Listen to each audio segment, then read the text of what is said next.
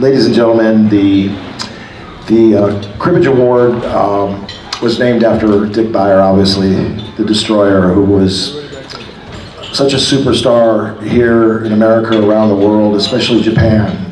And I was very fortunate. I've known the Byer family for a long time. Actually, Chris worked for me in one of my Gold's gyms for a couple of years in Tampa, and that's how long we've known each other. And Dick was our longest serving member until recently, and he will never be forgotten. Dick Byer etched a notch in the CAC world of love, stronger than most a person could ever dream of. He is a wonderful man, and we will always remember Dick Byer, the destroyer. And Wilma, takes a lot of courage to come up here so much after, so close. Chris, Kurt, and how befitting for Kurt, his son, to win the cribbage tournament. How about that? That is amazing.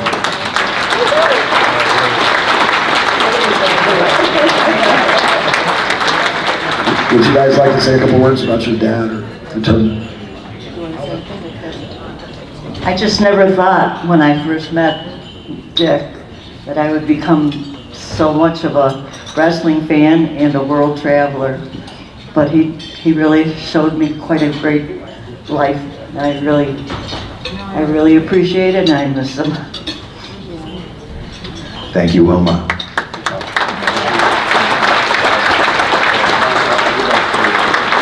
You know, I think I would like to say something.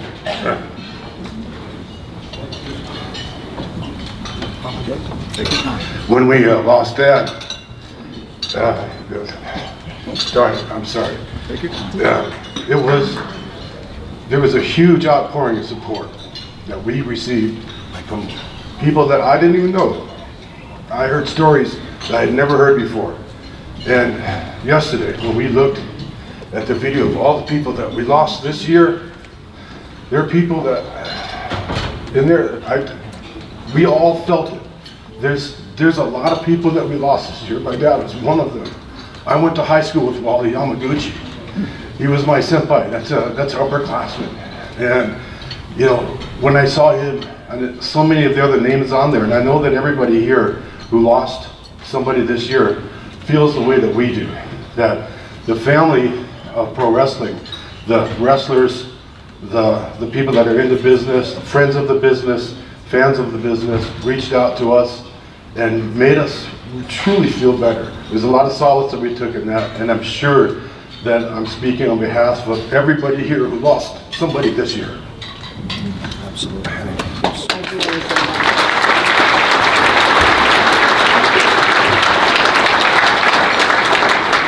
I just want to say something really quick. For as many condolences that we've received, you know, my brothers, myself, and my mom, we all feel like we owe condolences to you. For the ones that, like Kurt said, that he lost, but when people were outpouring to us, we felt everybody's pain as well. And as a child in this business, you know, parents of other children's business, I wouldn't have asked for anything else growing up. It was the best business to grow up with, and this is my family.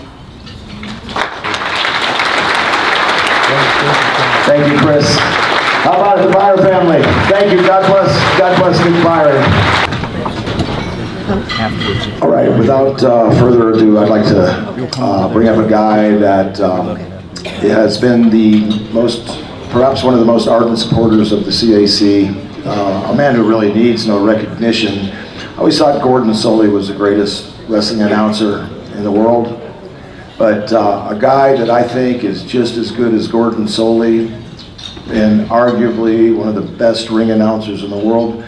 I've actually known this man for 39 years. 39 years ago in Oklahoma, we were laughing together and talking about Bill Watts and Leroy McGurk. And speaking of Leroy, where's Mike McGurk? God bless you, Mike. I know you're here. I happen to know you. And I love you too. Always. Without further ado, I'd like to bring up, God, what a great guy, JR.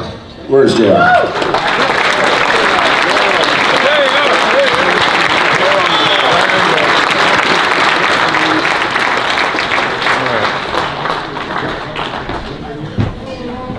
moving a little slower now. Me? Oh, good, man. Good to be here. You know, the good news is I lost my goddamn glasses today. I can't see a goddamn thing, none of you. Nothing. I wouldn't wear those, Brian. Hell no. No. You take those. I'm good. I don't need to see them. I know people. I got friends. Glad you guys are here. We're going to try to get this thing moving along very quickly. I will not cry over 12 times. I've seen enough crying the last 2 days in this room to last me for a long time. So let's have some goddamn fun and honor these great men and women who are here in our business. I say this every year. I don't see how it's such a big challenge for those of us that actually love the business, that are still, some of us actually still making a payday every now and then in the business, that we can't bring somebody with us next time. Is that just too much to ask? You say, well, that's just impossible. I could never. I'm not asking you to get a goddamn organ. Bring a traveling buddy. Bring 2 or 3. This club has got to grow to perpetuate what it is all about. We can't maintain the heritage and the memories of the true pro wrestling business, not as it's written today by somebody else, but by how it was really done by those who lived it and drove it and experienced it. If we let that die, then shame on us. Shame on us. And if you don't bring somebody next year, you're working toward that goal. And you shouldn't do it. All right, enough of that. How about that? Filibuster's over, ladies and gentlemen. The Men's Wrestling Award. You know, I'm kind of excited about this for a lot of reasons. First of all, it's going to a very deserving athlete who told me he was very nervous today. And I said, I'll give him some advice. Be succinct, kid. Tell your story, do your finish, get the hell out. And here to present the Men's Wrestling Award, one of the brightest minds I've ever worked with, one of the most unique personalities I've ever worked with. And boy, howdy, does he love those Red Sox. Kevin Sullivan, come on up, man. JR and I were just talking about this. We remember when there was no music. That's how old we are. Well, I got something to say about wrestling. And last night I made a new best friend, Sergeant Slaughter. We've been in the business over 30 years and we've paths never crossed. But that's what wrestling does to you. What wrestling does is one thing to me. Timing. Timing. Whether it came from JR saying slobber knocker, whether it came from Sergeant Slaughter backing up from Hogan and then attacking him, and excuse me if I missed some of my friends, if it came from Haku and the Barbarian beating everybody up in the world. I was 6 months in the business and I wasn't smart because I went to Savannah, Georgia, and I saw the world heavyweight champion for the first time, Dory Funk Jr., and wrestled Bobby Shane. And I turned to one of the guys and I said, I guess it's real that the champion wrestles a real match. There's nothing fake about this. And Dory, there wasn't when you wrestled. And what we have now, Ata's there, I work for her mother. Look what her son has transcended the wrestling business. Right there, the strongest man in the world. Right now, these athletes have taken over the spot of my friends. And not belittling my friends, but these are better athletes. They're better trained, they're better nutrition, but they don't have what you had. The love of the wrestling business. You got into the business because you love the business. The Cuban Assassin, Ricky Santana, Bob Cook, I could go on and on and on. There's something missing. I heard JR say it before, but it's going to come back. And one of the reasons why it's going to come back is the gentleman I'm going to introduce now. I got with him when he was a young boy. We went to Africa, and I said, you know how you can get over? The guy that's thrown to me the most money and the longest length of time is the Undertaker. Why don't I put you in a glass coffin? He said, what? I said, yeah, you'll get over like a son of a gun. Why don't I put you in a glass coffin? He almost did it. Andrew Anderson has that heart. He has the timing. He has what the wrestling business needs today, the love of the business. And I just want to throw out a shout out to Craig Massey, because Craig's been a big supporter of Andrew. And because you ripped the reinforcer off, I thought that was a little too close, kid. But this guy has traveled up and down the roads like we used to. So without further ado, my friend, the reinforcer, Andrew Anderson. There you go, brother. Is that enough?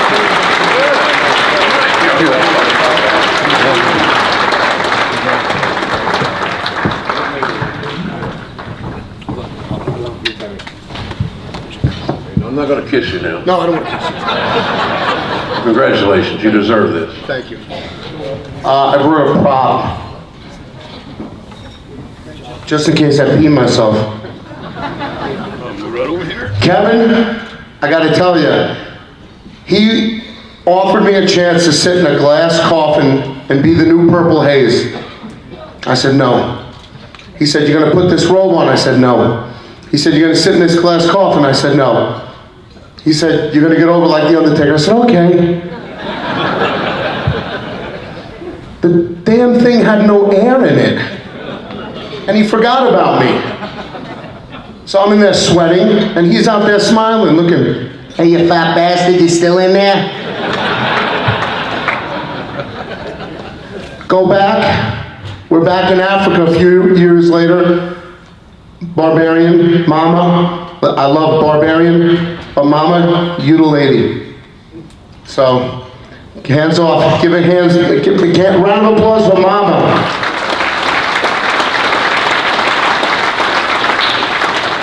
We're in Africa, and we both have a bad case of dysentery.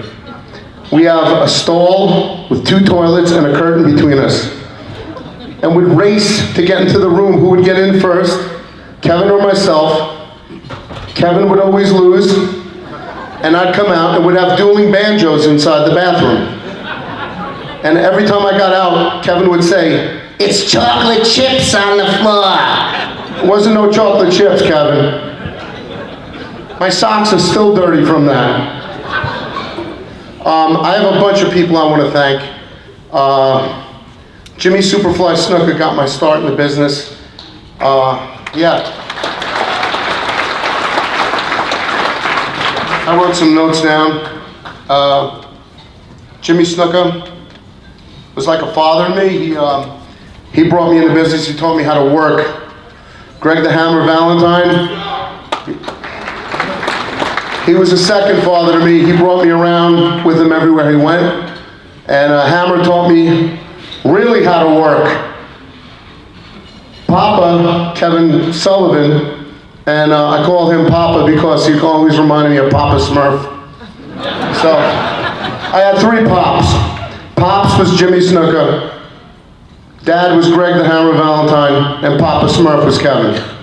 So, I think I learned from the best. There's some people I want to thank who really had my back over the years. I've never been an indie darling, never tried to be. I've always been me. I started out as a Siberian Tiger. They teamed with Nikolai Volkov, with John Krasuski, aka General Nikita. Where are you, Nikita? Stand up. There he is in the back. John took me on the road with Nikolai, and of course, Nikolai never bumped. I did all the work. And it was a real learning experience. I miss him. I wrote something here about Kevin's eyebrows. Once again in Africa, we were trying to rip Kevin. He's asleep. and he's snoring every night like a jackhammer. He never brought a CPAP machine. I got in there with a razor, and I got the bright idea that I was going to shave his eyebrows when he slept. So he's in there like the devil himself, as usual. He snores in Boston accent. I come by, I tell Rick Fuller, turn on the lights, my tag team partner, turn on the light, and I'll hit the buzzer. He turns on the light, I hit the buzzer at the same time. Kevin's hand shot up like Jason on Friday the 13th. Why don't you shave my balls while you're at it, kid? I couldn't believe it. I never saw reflexes. He never moved like that when he was 20. There are a lot of people I want to thank. Tito Santana. Tito was a major influence in my career. He helped me a lot, took me on the road with him. I just worked with him in Detroit at Legends of Wrestling a few weeks ago. It was a great experience. Can you believe that Legends of Wrestling is run by Brian Knobs? I still can't get it, but it's a hell of a promotion. And I want to thank the Nasty Boys. As vile and disgusting as they are, they really were always good to me. My tag team partner in Mean and Lean right there, Mustang Mike, stand up, take a bow. Stand up. We're going to be working this weekend in Louisiana. He's always been a class act. The Tokyo Monster Cahagas. When he got his award, I remember Jim Ross saying, "What the hell is a Tokyo Monster?" I didn't know. He didn't know. Some my management team, Pat Horgan Talent and Roger Paulink, they've been getting me a tremendous amount of acting gigs for the past year and a half, and I really want to thank them. I'd be amiss if I didn't. Wow. Davey O'Hannon, he encouraged to get me on the road. I want to thank Evan Ginsberg and Darren Aronofsky and Alpha Sr. They got me into the movie The Wrestler. I auditioned for it. I wasn't one of Pops' kids. I actually auditioned for the role. I got to train with Mickey. JJ Dillon, JJ, I love you. With all my heart. You've done so much for me. You had my back from day one. And that means a lot. That means a lot. James Beard, my favorite referee. He helped bring me out of mothballs when I was ready to retire. James Beard and Tim Storm, who gave me shots for the NWA heavyweight title. I really want to thank them, the both of them. Of course, I got Brian Blair, Carl Lauer, Scott Teal, Dean Silverstein, Bruce Tharp. I want to thank them. I also want to thank two women who got an award here a few years back. The late Emily Miller and Patsy Hughes right here. Patsy's sitting right there at my table. I love you guys. Morgan Dollar, he always has faith in me. Tony Villano from the old Hall of Fame. And Johnny Mantell from the new Hall of Fame. In Wichita Falls, Texas, JJ. Let's see. God. Yeah, I think I even lost the page over here. Okay, there it goes. God, that was Kevin's. That was Kevin's. He's got Cliff Notes on the same paper I did. Yeah, just a lot to thank. You know, if I forgot anybody, it's that I'm nervous as all hell. Sergeant Slaughter, who was there at that cage match when I was diving off the top of the steel cage, told me it was the best cage match he ever. Were you pumping smoke up my ass, or was that legit? He was, I thought so. Because afterwards, a couple of months later, he said, "Kid, that was stupid." But it looked good, it got over. So, but as far as the Cauliflower Alley goes, yeah, Jim Ross is right. Come out, bring a friend, support it. That's how it happened to me. Craig Massey is my best friend, and he got me here a few years back, and once you come once, you will come again. It's like a beautiful girl. Come on, you can pop for it. You've all been there. But I mean, it's really, really, really a great organization, and it helped a lot of people. And I know there are a lot of people who were more deserving of this award than I am. And I just want to say thank you from the bottom of my heart, and I really appreciate it. Thank you.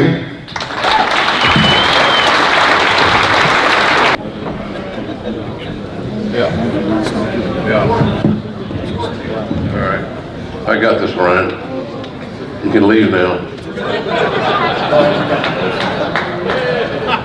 It's amazing. Okay, remember now, I've been told, kids, after the show tonight, pictures over yonder.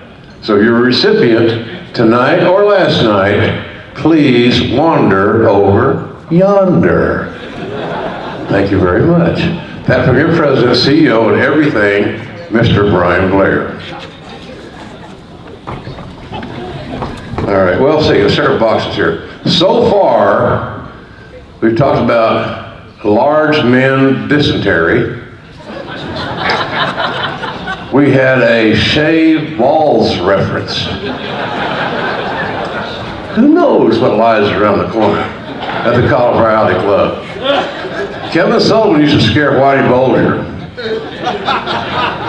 If you don't know who Whitey Bulger is, Google it, kids. But those of you that do know that there was only one king of South Boston. He was just up here a while ago. Let's just let that go. Women's wrestling. Man, I love women's wrestling. I have since Moolah was young.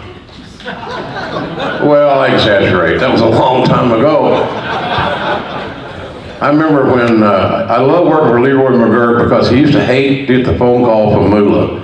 And when the phone call got put through his office, which I was sitting at, because as many of you know, Mr. McGurk didn't have sight, and I was kind of his eyes and ears to a certain degree when I was 22. And so the call came and said, Leroy's Moolah on line 2. Oh, God damn. Then he'd cuss, and he'd storm, and he'd create new curse words about Moolah. Then he'd pick up the phone and said, oh, hi, Moo.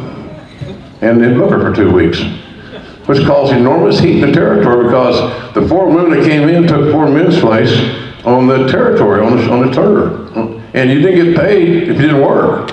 So now the guys are pissed off at the women because they took 4 spots in the car and they got unbooked, no money. And so that's why the women got treated like crap. It's embarrassing. You look back on it nowadays. So nonetheless, the era that we've gone through. And with that said, the women's wrestling business right now is wonderful. Thank God. Women deserve to be considered as big as the men in this business. Come on. Now some old guys out there thinking, oh, JR's got soft here. He's an old school guy. Hell, he's relinquished his man card. No, bullshit. Respect women. And respect what they contributed. And think about the women promoters. Now we got women referees. And some of the greatest stars in all of this business are female. That said, I'd like to bring up someone who's not a female. He is Nigel Sherrod, who will present the Women's Wrestling Award tonight. Hey, I'm honored to be here tonight to present this award alongside 2 wrestling legends, Joyce Grable and Malaya Hasaka tonight, for our good friend Bambi. Growing up in the Peach State, Bambi became enamored with the world of professional wrestling, watching Georgia Championship Wrestling at an early age on television, and then later on, around the age of 10, being able to go to the big Friday night shows at the Omni Arena, and then of course the television tapings on Saturday mornings. She saw many greats at that time, such as Dusty Rhodes, Tommy Rich, and of course, every 10-year-old little girl's favorite wrestler, Ole Anderson.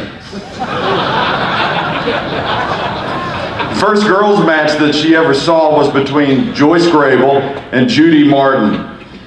No. And this fueled her passion. You were really good, Joyce. This fueled her passion to want to become a lady wrestler, and she started making plans at age 11 under the name of Dynamite Dixie Majors to defeat the iconic superstar and world's champion, the Fabulous Moolah. But unfortunately for Bambi, 11's a little too young, and she had to wait a few years to meet up with Joyce Grable and train. Bambi's career took off rapidly, wrestling greats like Judy Martin, Leilani Kai, and Luna Vachon in singles action, and tagging with Malaya Hasaka in tag team action.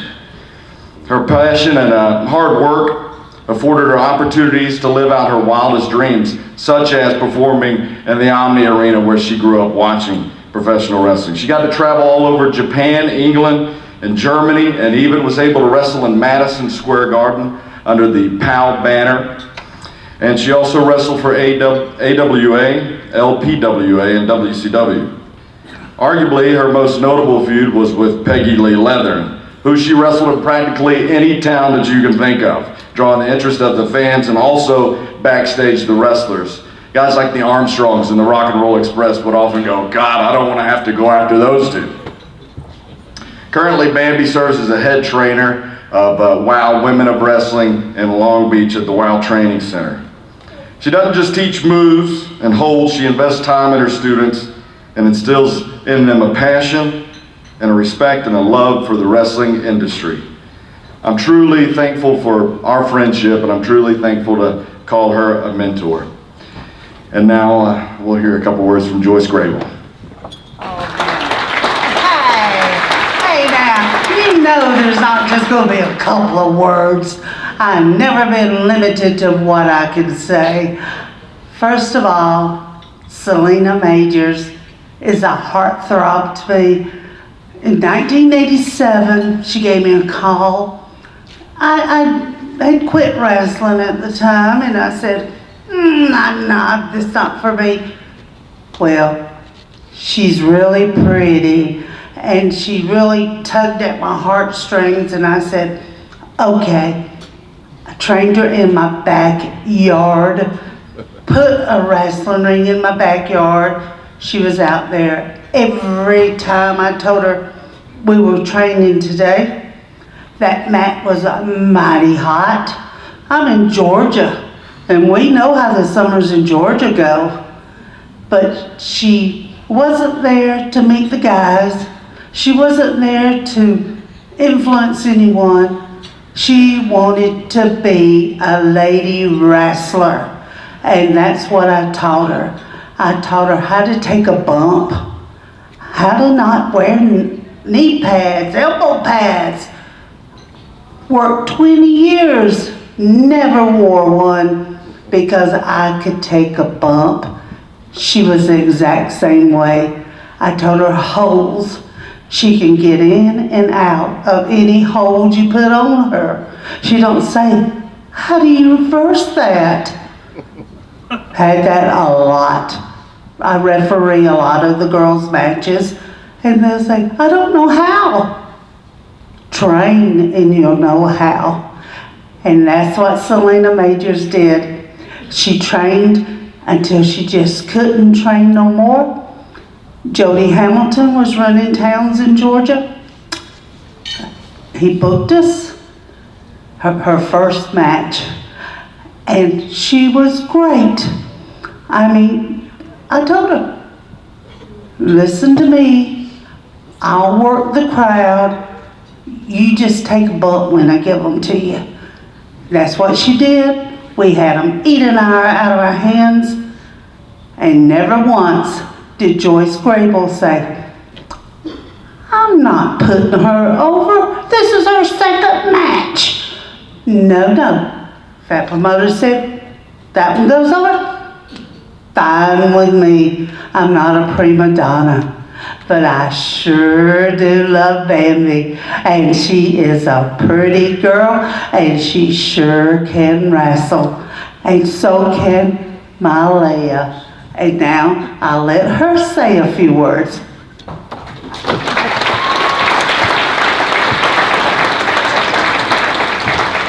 I don't know Selena Majors, I know Bambi. Bambi was my first tag team partner. We got paired up at LPWA, we got room together at LPWA. Every morning, Bambi went and got us donuts and Diet Pepsi and a regular Pepsi. And every morning I woke up, I had breakfast. It was awesome having her for a partner. But beyond that, I was the sympathy, she was the savior. There was never any doubt that I was going to take the heat and she was going to make the hot tag. Because Selena could always have that charisma. She had that fire from the time she stepped in the ring till the time she stepped out, and there was never any indication in there that when she took over, you were getting schooled and you were going to town, and she was getting even for her little partner. I thank her for that, and as she grew and we went our separate ways after LPWA, she became the model that I wanted to be the babyface. She was my idol. I looked towards her and I looked at her fire and I studied it, and I watched how she came to her comebacks, and I watched how she interacted with the crowd. And if girls ask me today what to do, I tell them to pull up a Bambi match. Because if you want to know how to babyface, if you want to know how to get that crowd behind you and make them love you, watch Bambi, because she was able to do it. And had the women's wrestling been in a huge momentum going forward in the late 80s and into the 90s, she would have been the girl that they would have built the women's divisions around, because she was the top babyface of her era. She will always be the top babyface of her era. And the thing is, she is genuinely nice inside and outside the ring and can never say no. My partner, my friend for 30 years, Bambi, the real deal, Selena Majors.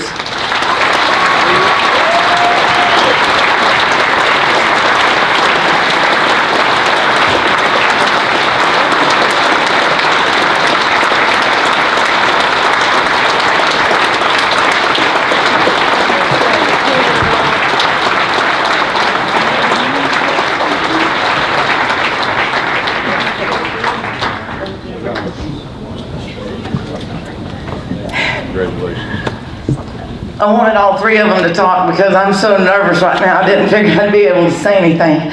I'm more nervous right now than my very first match with Joyce.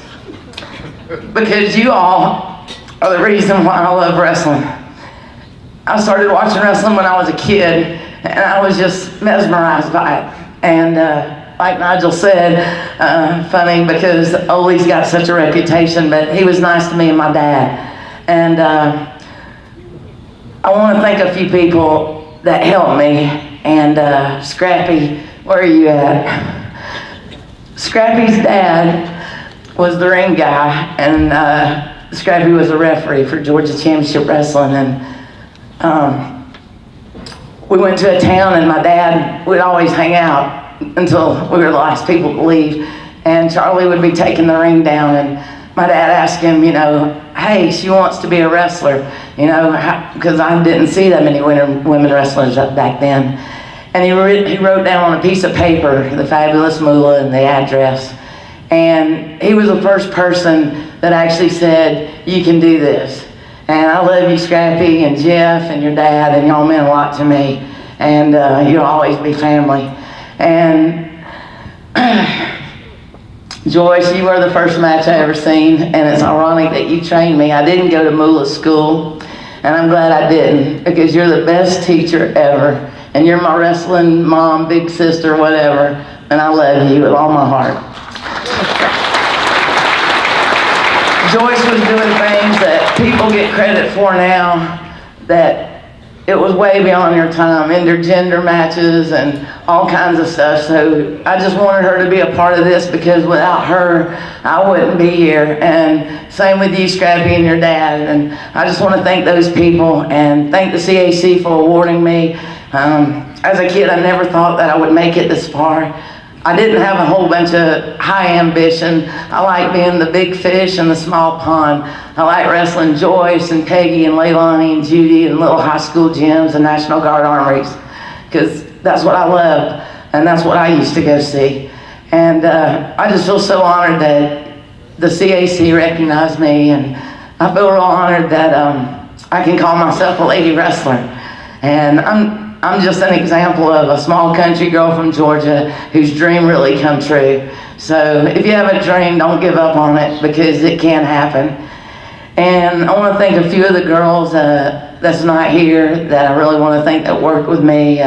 Peggy Lee Leather, she couldn't be here, but without her making me look good, just like Joyce, I wouldn't have the matches that I had. And Leilani Kai and Judy Marr and Luna Vachon, my best partner in the whole world, Malaya, who I love, and we were the two youngest and the two skinniest, and I think that's why they put us together, but we were the last two of our era. And thank you for everything. And I'm probably leaving out some people. The CAC, thank you for giving me this award.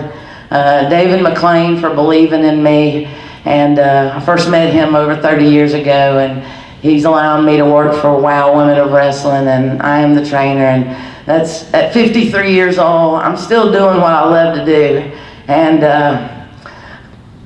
last but not least, I want to thank God. Amen. Because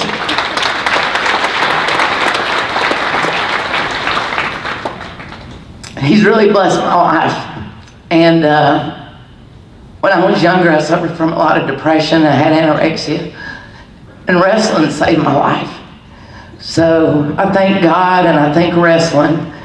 And also I thank my dad for taking me to those matches all the time, because we were there every Friday night, Saturday morning, Sunday in Cobb County Civic Center. So once again, thank you guys for making me feel really special tonight. And I love each and every one of you. And if there was a passion for loving wrestling, I guess that's what I deserve, because I love it more than anything in the whole world. So thank you guys so much for letting me be up here and share this moment. Thank you.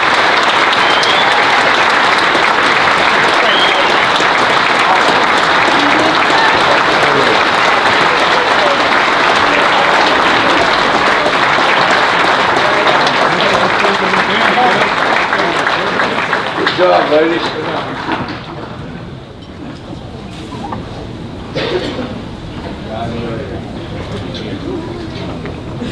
All righty.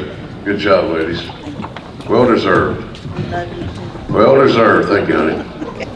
You cheated one time in a match I refereed from McGurk. Hey, I always. I asked if you pulled the hair, and you said no. What kind of heel is that?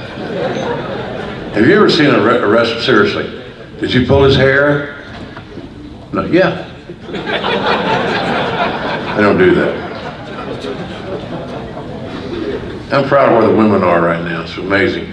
I auctioned a book called Queen of the Ring, written by Jeff Lean. It's the story of Mildred Burke. And I've invested significant monies in a screenplay called Millie. So we're going to do a movie about Mildred Burke. And the movie, no, thank you. I just hope you buy a damn ticket. My grandchildren's college education's laying on this deal here. No, I'm kidding, it's not. But Mildred overcame everything, including being 5'2", and being a woman, and being married to a piece of shit husband who tried to beat her, hold her down, and restrict her advancement as a human being.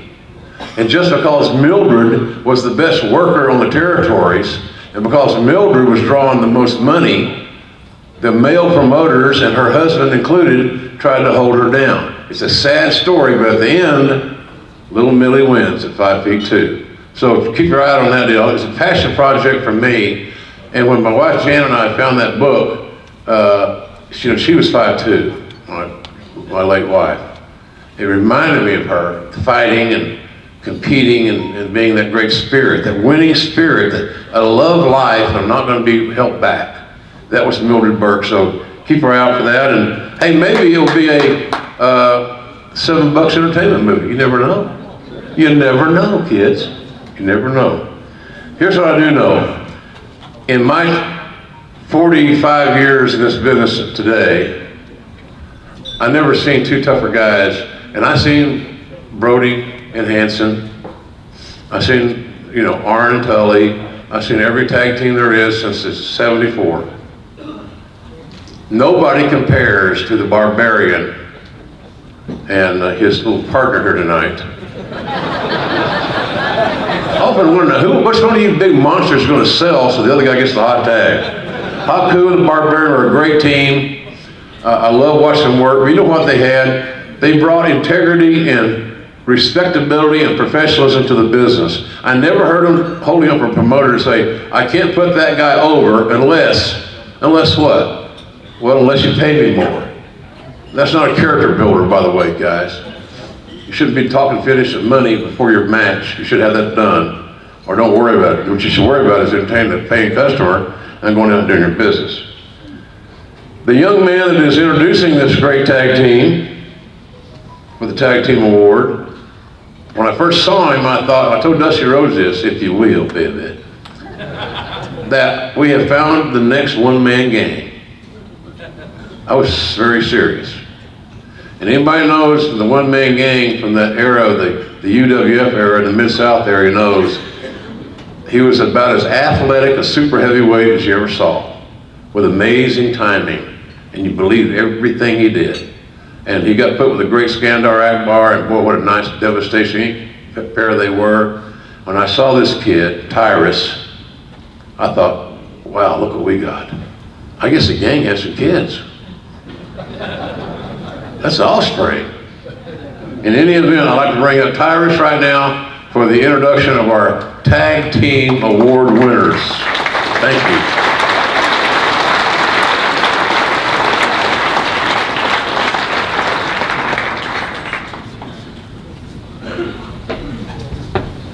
Easy, big dog.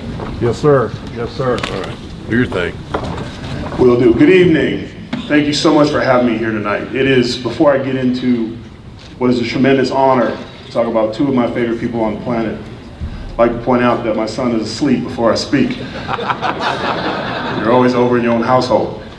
But it's a tremendous honor to be here to see all the legends. J.J. Dillon, Sergeant Slaughter, some of the really old school legends like Mark Henry.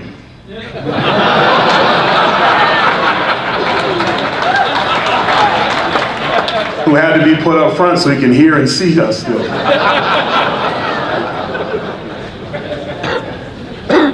Guess no more hair dye either, huh?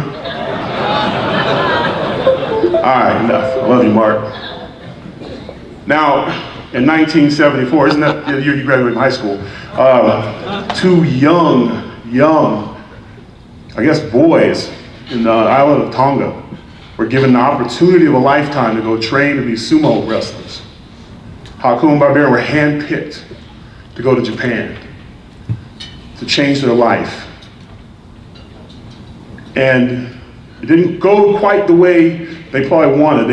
They were down to the last two injuries, and a horrific injury to Haku's ankle. He actually broke his ankle while in competition. So normally that would be it, but it wasn't. Haku met his favorite sponsor, also had a connection with New Japan Pro Wrestling. And he went over there, then they sent him to train with the Funks. And that began his wrestling legacy. And because of their closeness, later on they met in Los Angeles, where Haku explained to Barbarian what the wrestling business was all about. He's like, I might want to get into some of that. And the two of their paths went on. Now they literally could come up here every year for a different Hall of Fame award. Their singles career, their outfits. I mean, for tough guys, you forget about the fashion. Deer antlers, animal skins, purple crowns. It takes a brave man to wear all that purple. But he pulled it off. Then their tag team career. Haku with the Islanders, Barbarian with Powers of Pain. That in itself is a Hall of Fame conversation, anywhere. Then the two of them came together as the Faces of Fear. Now I have many stories about them. But everybody in this building has a Haku and Barb story. And my young son's here, so we're not gonna go into that. Because he knows him as Pa, the guy who cries when he cries. So that's who I know. But I am gonna talk about the American dream, and not the great Dusty Rhodes, rest his soul. How they captured the American dream. These two immigrants who came to America with the dream to better their lives, to provide for their family. Wrestling gave them that opportunity, but their work ethic, never questioned anything, they never complained about not being champion. The most feared men in the business, they weren't the heavyweight champs. They were the guys who made the champions great. Never complained. They worked hard. They worked tired. Why? Was it the love of the business? In part, but it was the love of their families. The biggest lessons that I've gotten is about taking care of your family.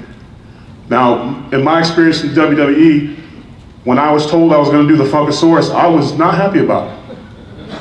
I don't dance. Even when I was in the club, I just bobbed my head. And I was so worried about coming home and telling Haku, me, I'm gonna dance for a few minutes and rip my pants off in front of children before I wrestle. And I sat there next to him on the couch, nervous, didn't want to tell him. I came out, I'm looking at him. His face lights up and he goes, you know, you should try this. And he was so excited. And he got up and he started dancing and I was like, what in the blue? I didn't understand. And he said, son, you're taking care of your family. That matters more than anything else.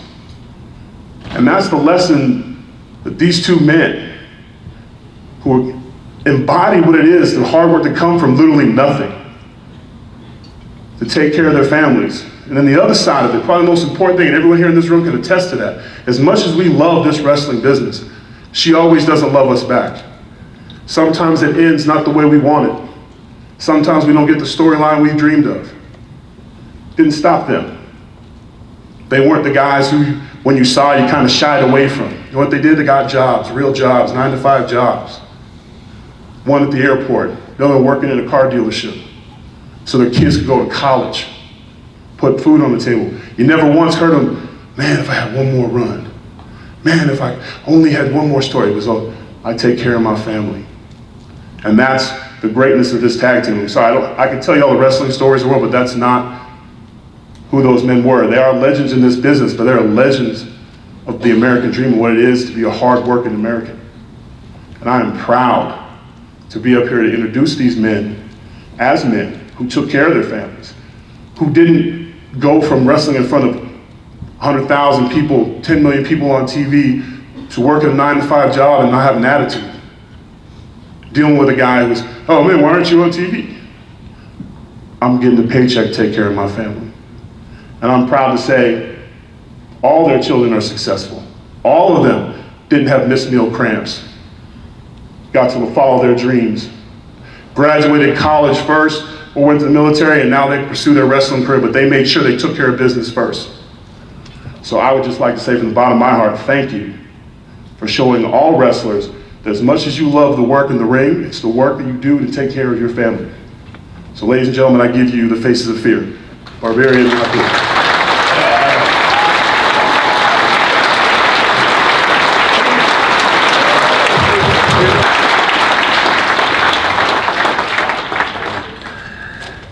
Thank you.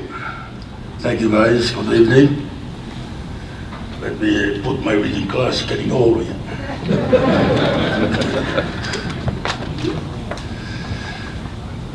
First of all, I want to thank our Heavenly Father for our many blessings in life. Thank you for the opportunity that we have here this evening. This is a special time for all of us. And I'm asking Thy Spirit to be with all of us so we can have love one another, enjoying each other, and respecting each other. So let's have a good time.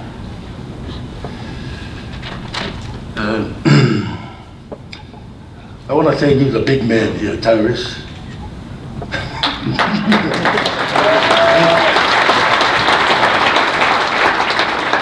I never met Tyrus. First time I met him. So, Well, blow the gimmick. yeah. So thank you, brother, for I know your busy schedule for coming here and participate and be part of it. We love you and we appreciate you. You're welcome. Oh, thank you. And also, I want to thank to the Cauliflower Area Club, to the president, Brian Blair, and the rest of the committee for their hard work in putting this together, this event, for all of us. Yeah, we are grateful and we are so honored to be here tonight with you. And for their love and their recognizing and awarding us to list us of a tag team as known Faces of Fear.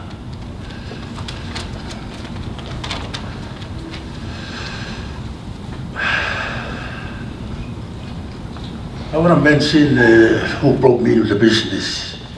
Late Red Bastien.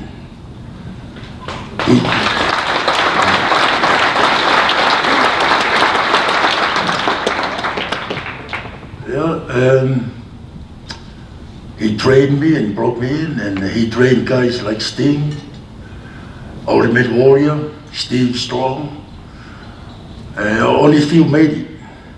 The rest did not. Back then it was a little rough. We set the ring up, we wrestle, we break the ring down.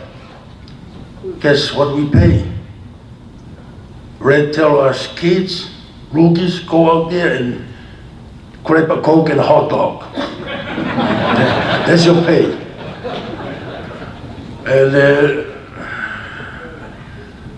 And when we have a good house, a very good house, he gave us $20 a piece. So we were so happy because we never see $20, just a hot dog and a Coke. So, and I asked Red, sure, that's a good house. Yeah, kid, you have $20, but too many fat people, sit on a seat. Yes, sir. So, make long story short, then he sent me to Portland, Oregon. Yeah, Don Owen. He sent me there for almost 3 months. I had a good time, and I made $600 a week, work every night. I was in heaven, because that's the most money I ever made. And getting close for me to go home, and Red said, kid, it's time for you to come home. I was hoping I stayed a little longer. I didn't want to go down to California and drink Coke and eat hot dog.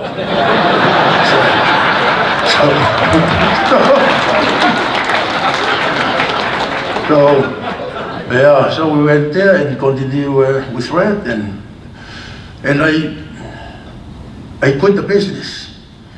So I became, with my regular job, bounce at night and live during the day. Finally, my wife told me, honey, your nose is crooked. I didn't say anything. The next day, honey, your nose is crooked. I said, yes. So what happened? So, finally I explained what happened. I said, you mean wrestling on TV? I said, yeah, like Peter McGee, Jimmy Snuka, yes. Why don't you go back? No, I didn't want to explain, no, it's hard, it's rough. And I said, no, honey, I want you to go back. I guess she just want to be a wrestler's wife.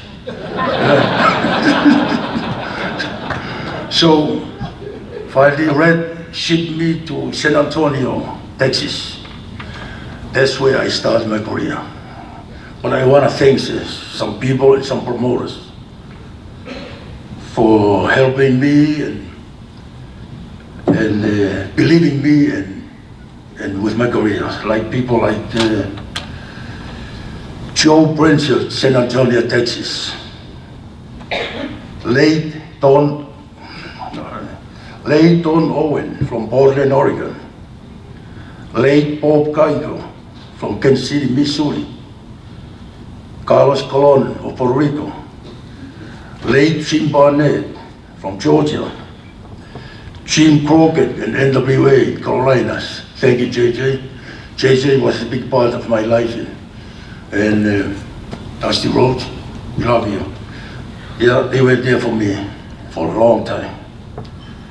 And Antonio Inoki, New Japan. Ted Turner and WCW.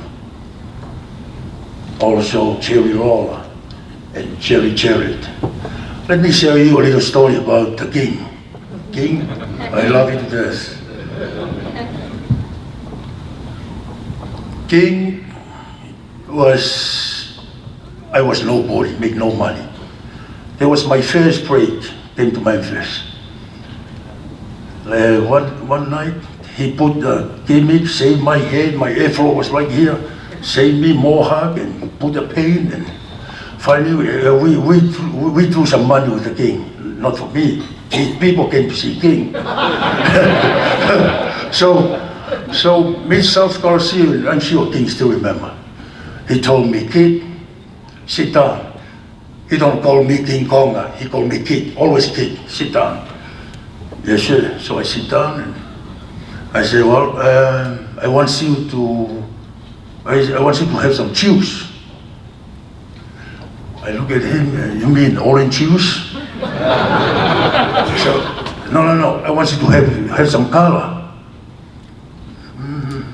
And he looked at me, do you know what color mean? No, sir. Don't worry about it. So let's go there and have a match. And when you see me make the comeback and a straight drop down, big punch, you take a pump, roll out. But that match was a lumberjack match. Yes, sir. So I follow. So finally make a comeback, the straight go down and big punch.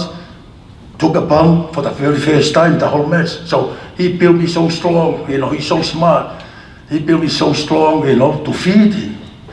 So went outside and Austin Idol got me from the east to I mean blood everywhere, rain everywhere. So we went there, he said, kid, sit down. Yes, sir, I sit down, blood just keep running. Okay, listen, from now on, I want you to learn to take care of yourself. Do not let anybody to cut you. So I did learn quick. So, and Lola, I just want to thank you and for everything what you've done for me and my family. And let me tell you this story quick, before I move on.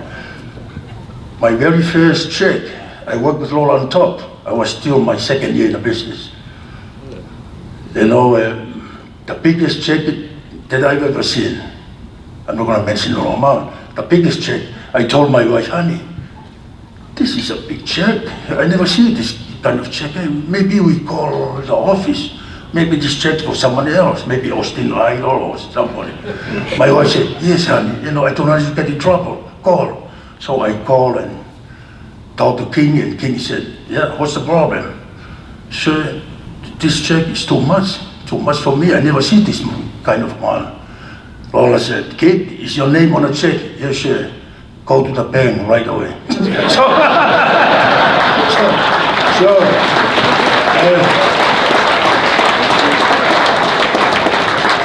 Lola, thank you so much, and I love you, and I respect you. I salute to you, sir. Thank you.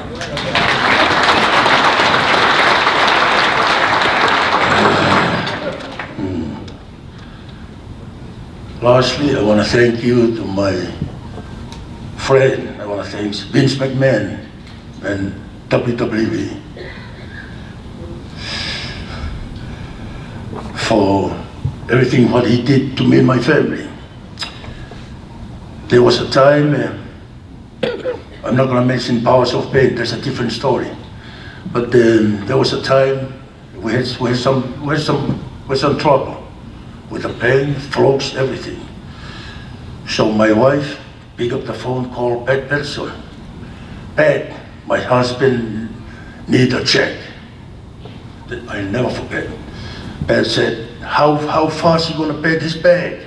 Oh, very soon. How soon? Very, very soon. They run him, take him to the airport. Brothers and sisters, WWF then used me for almost 3 months. How so? No TV, how so? No, that will help me out. I'll never forget it. And Vince McMahon and WWE, thank you so much. They are always in my heart. Thank you. Thank you so much.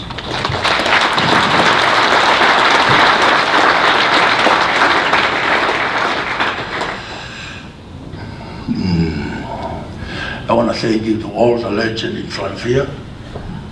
Sergeant Slaughter. Not you, Mark, he's too young.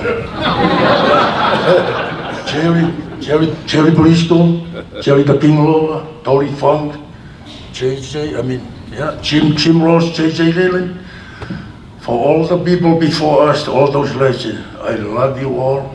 We all respect you. Thank you for paving the road for all of us. Thank you so much.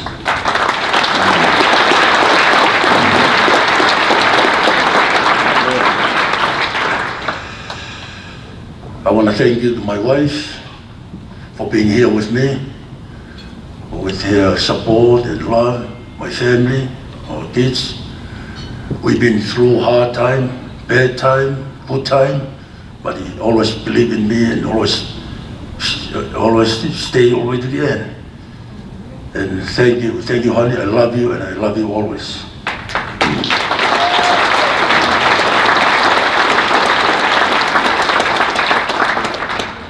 Yeah, I want to thank you to my brother here. Yeah. Ming, Haku, whatever name you want to call him. Yeah, for the motivated he gave me. I used to go, I used to go to LA and watch him at the Olympic Stadium, watching him. And he motivated me to come to your wrestler. I said, no, check the one on TV, bloody. I said, yeah. Oh, no, I'm scared. And he said, no, brother, it's not that bad. No, I'm still scared. And I just want to wrestle like him, but not as bad as he is. I just want to wrestle like him, just like him, but not as bad as he is. So I love my brother here. Thank you.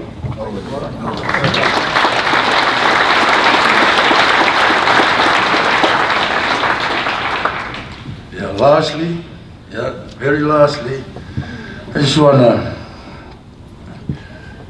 thank you for all the people, all the fans, and through the world. If you love us or you hate us, we still want to thank you for all your support for all those years. Thank you so much. Thank you. God bless you.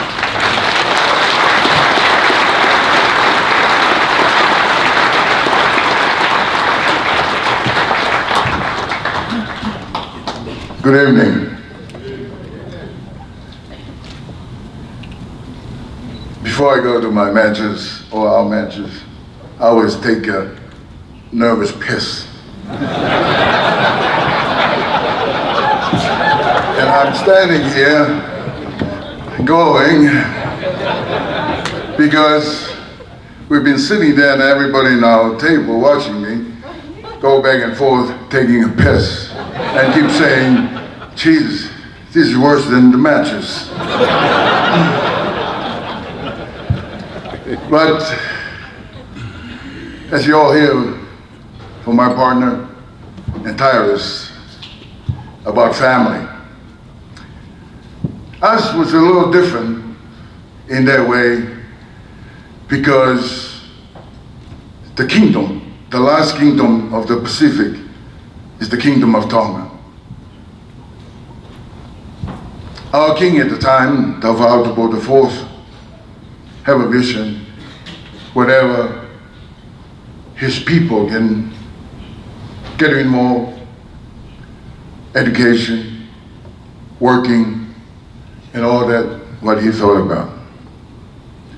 And got this deal from Japan that we were chosen by the king and the people, government, to represent them.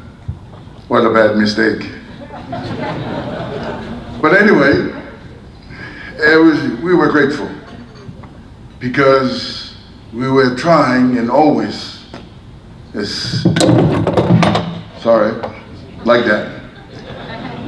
As Tyrus and many Barbarian were saying, I put that on my shoulder.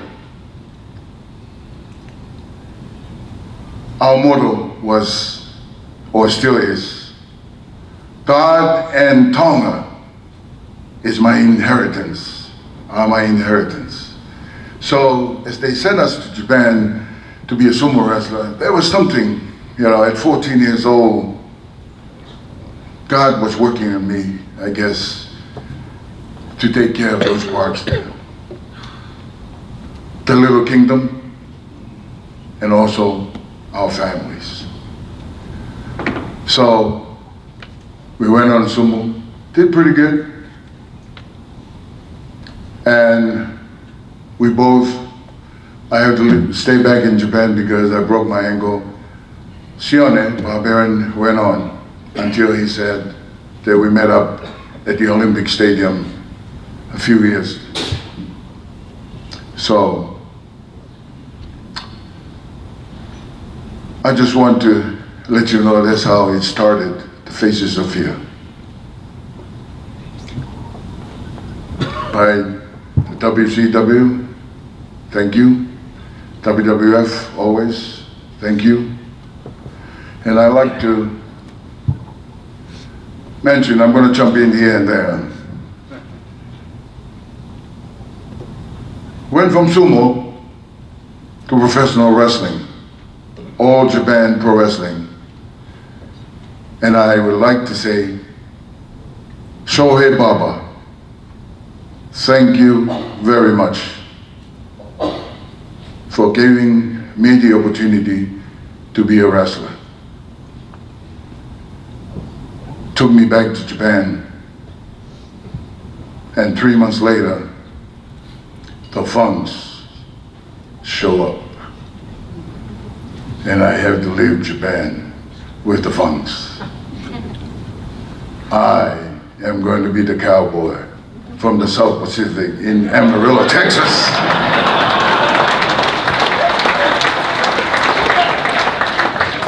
Tori and Terry, thank you.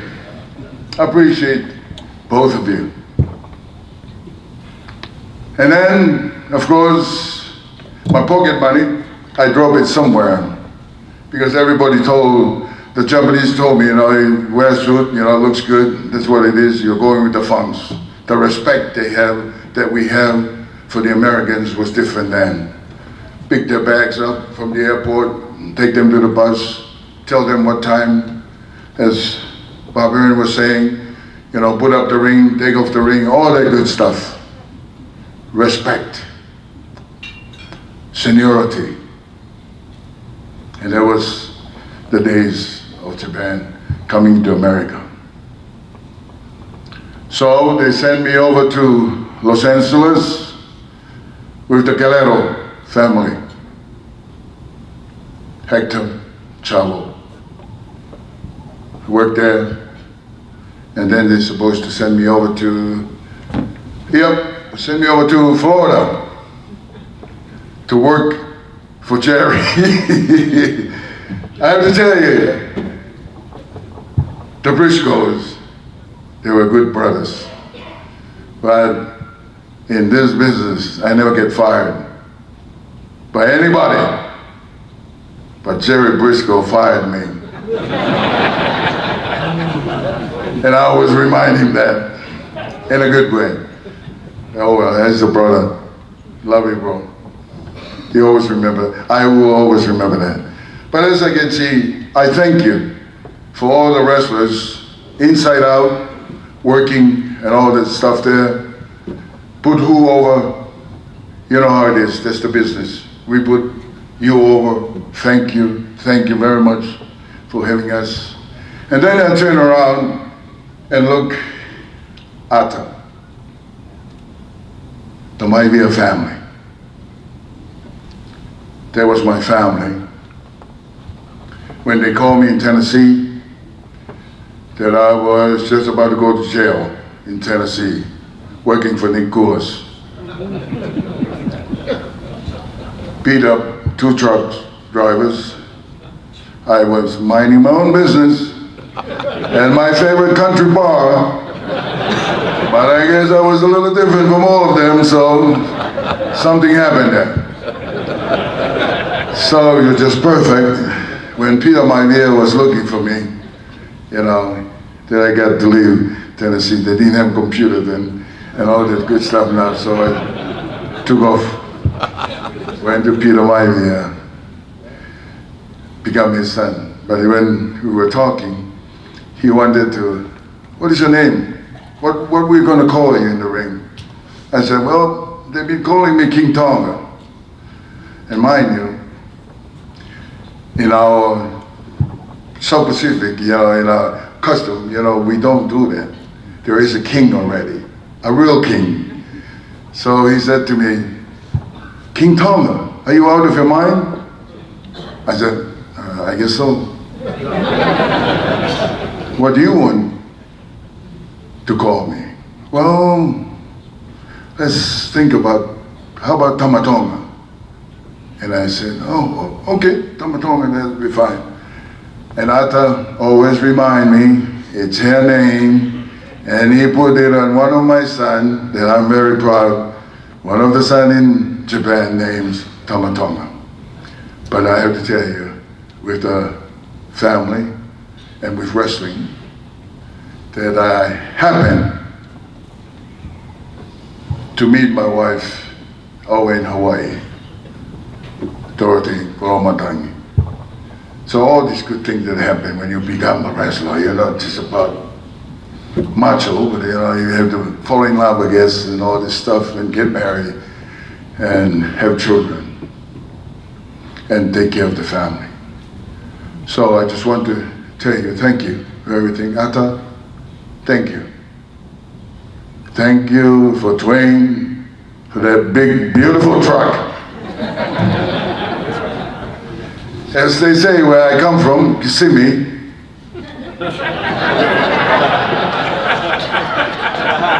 now you are a real redneck now.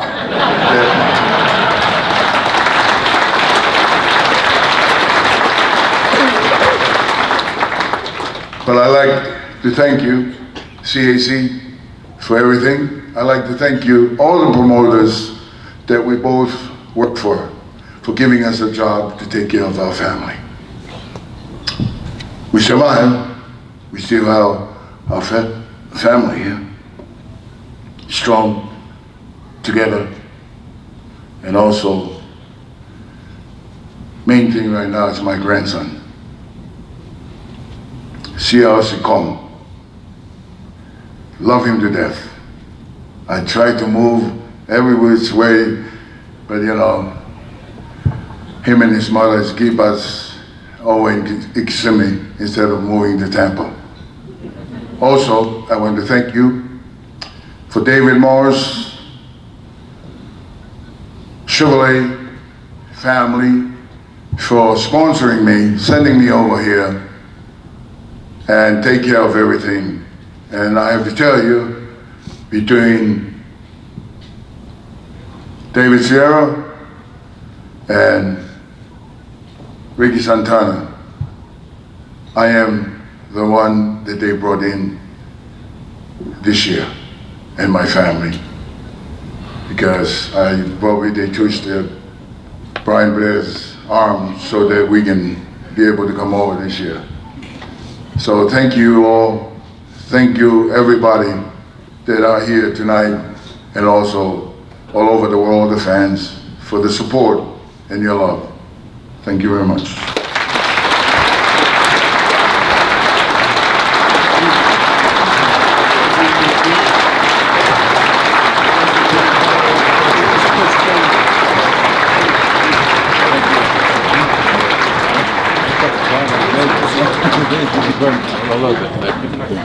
Just a short note, he went back to Tennessee and apologized to those two truckers, so it's all good. It's all good.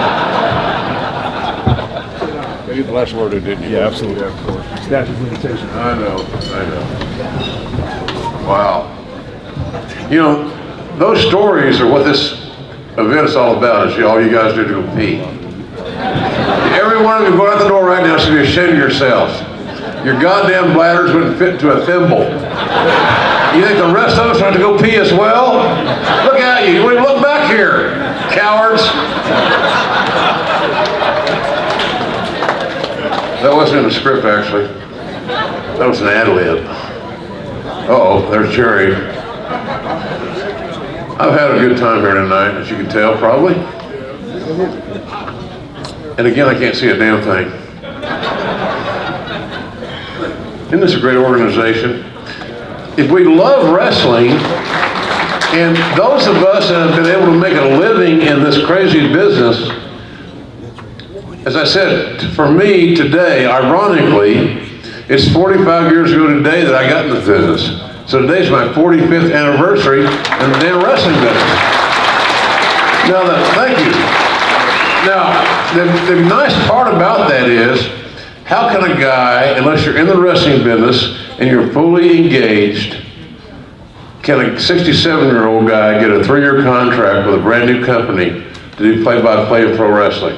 How good is that deal? My grandchildren, thank you. And my next ex. That ain't gonna happen. Are we on target? What are you guys doing up here? Just whispering. Look at this shit. Well, I told him not to go too long, but then again, I think he got drunk. That last presentation seriously was worth the price of admission. And the interesting part about this is that we have some heavy-duty closers. You never book a show to end flat. So we have, as I count on my very fancy format sheet here, from the very extensive production meeting earlier today, with a 1 a.m. conference call to all the writers. We have 3 more presentations, and they're all big time. No pressure. 4? Well, one of them might suck. You never know. Okay, 4. I stand corrected. My point is, this show is backloaded with the big time guys are expected to deliver the goods. So a little pressure on these great stars. So what the hell's next? Just say it's a surprise award. Oh, we have a surprise award. It's such a surprise, it's not on my sheets. No one even on the internet knows this right now. So if you're going to report back to the internet, get your phones ready, because here comes a big old scoop. How do I follow that? This is a surprise award that almost nobody knows about, and I'm going to let my friend Roy Lucier start the video. Hello, wrestling fans. I'm pro wrestler Kamala, the Ugandan Giant. I am so excited to be receiving the 2nd annual Cauliflower Alley Club Courage Award. This means so much to me. Out of my 30 plus years, I never received an award like this. This means a lot to me. Tears were in my eyes when I saw Brickhouse Brown receiving the 1st annual CAC award, Courage Award, that is. B. Brian Blair, Carl Law, and all the members,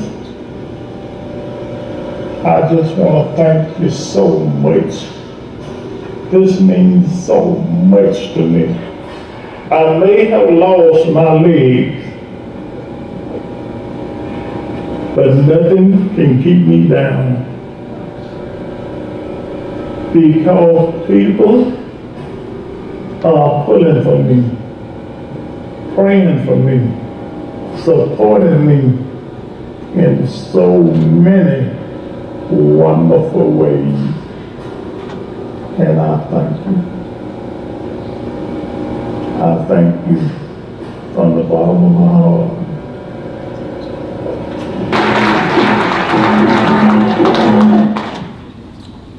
James is unable to travel, so at this time I'd like to ask Brian Blair to come up and accept this award on behalf of Kamala.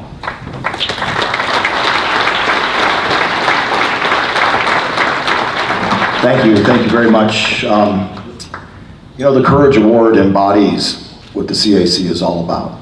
It really does, because without you, you know, we wouldn't have been able to have Brickhouse Brown here, who you guys helped, because of your memberships, because of all that you do. It's not us, it's you, it's we, it's a team. And together we were able to help Brickhouse live another 6 months. And that's why, just for a second, I'd like to talk to you about awareness. It is so important. Had Brickhouse Brown known about the Cauliflower Alley Club, he'd be alive today. When I got the call that he had, Rocky Johnson called me, said he had stage 2 cancer, didn't know if he was didn't know what was gonna happen. Anyway, I called him, and he was only getting treated with pain pills. And the CAC, you guys sent him to a doctor. First doctor wanted to take his testicles off. Second doctor, I said, get another opinion. After he called me, he went and got another opinion. They didn't have to remove his testicles. He wound up coming to the CAC, he got the first Courage Award because of everybody here. And you guys made his life. You fulfilled his life, Brickhouse Brown's life. And right now, you have done more for James, Kamala Harris, and so many other wrestlers than I can ever tell you. But I was searching for a way, because we can only give so much money per person per year. And we do that, and once we reach the limit, we'll go to the board, Carl Lauer and of course Dean Silverstone. We gotta argue sometimes with Dean, he's so tight. We get some more money for him, but then it comes a limit, and I just happened to be talking to 2 gentlemen. One's right in front of me right here. We were on a conference call. Rick Whitney, who's not here, Mark Henry's manager, and Mark. And I was saying, well, you know, we need to do something for Kamala, and we need to raise some extra money. And Rick Whitney's a very bright gentleman. I wish he was here right now. I'm sure Mark will say something about him. And Rick said, how about a GoFundMe account? And then you started, and Mark can push it. You guys both push it on your social media. So I'm glad to say, between Mark Henry and I, because of Rick Whitney's bright idea, we saved Kamala's house. We raised, because of the wonderful, generous fans, almost $15,000. He will never have to pay another tax on his homestead. He will live debt-free the rest of his life. Thank you, guys.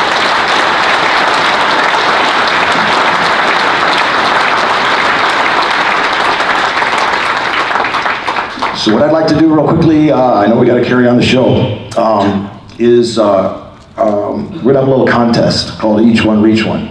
So all the members here, didn't tell my staff about this, didn't tell the board, so they can take it out of my pocket.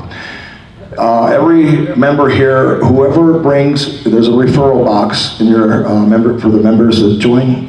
Whoever refers the most money at the 55th, or whoever refers the most members at the 55th will get a free reunion ticket, and they will be recognized up here on stage. So please, everybody, encourage as many people as you can. Join the CAC. It's $25 a year, $50 for 2 years, $300 for a lifetime membership unless you live in Canada or overseas. It's a little more. So encourage people to join the Cauliflower Alley Club just like you have. You know, without the podcasts, I'd like to thank all the podcasts, all the people, all the members that use their social media to brag about the CAC. Again, remember, awareness. If Brickhouse Brown would have known about the CAC, he'd be alive today. So thank you. I want to make sure that next year we give a real nice free reunion ticket and kudos and a plaque to somebody that brings in at least 15 members. Shoot for that. You can do it. Somebody will. So on behalf of Kamala, thank you so much for this award. I will make sure James receives that. God bless you all. I want to donate $1,000 to Kamala's fund. $1,000, least I can do. Well, look, we got to play it forward, folks. Somewhere in our life, in our society, we got to stop this bullshit about blaming across the aisle, this aisle, I'm a Trump guy, I'm not a Trump guy. Nobody gives a shit at the end of the day. Do what's right in your heart and help. Did you hear that voice?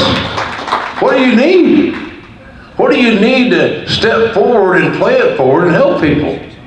For the love of God, hey, you think the regular people and the civilians of the world give a shit about how we all react to pro wrestling? Are you kidding me? They don't care if we live or die. It's irrelevant to them. We are all we have. I hearken back to the scene in Stripes What Bill Murray said, we're vagabonds. We're ragamuffins. Nobody wants us. We're all we got. Never leave here thinking that we're anything else than all we got. No matter how big wrestling gets. WWE selling for $90 a share. I'm so happy because I got a lot of it at $8. Just saying.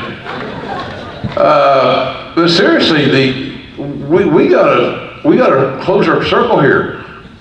We gotta bring somebody next year. We can't just leave this thing as a one-off. This ain't like my dating life where you get a one-off, you're happy. What? Exactly, Bob. Hey, Sarge, by the way, the black hat thing's kind of a little too gimmick impression. Come on. You think I'm doing the goddamn Cobra Clutch? Maggot? What a great organization. This is the caretaker of our business. Who else is going to do it? Revisionist? But write history that suits them the best? Or what is the goddamn history that really happened? That's what we have. Perpetuated. Bring somebody. And let me tell you something. And I'm going to stop. This is my last sentence. You say, oh, thank God. He's drinking again.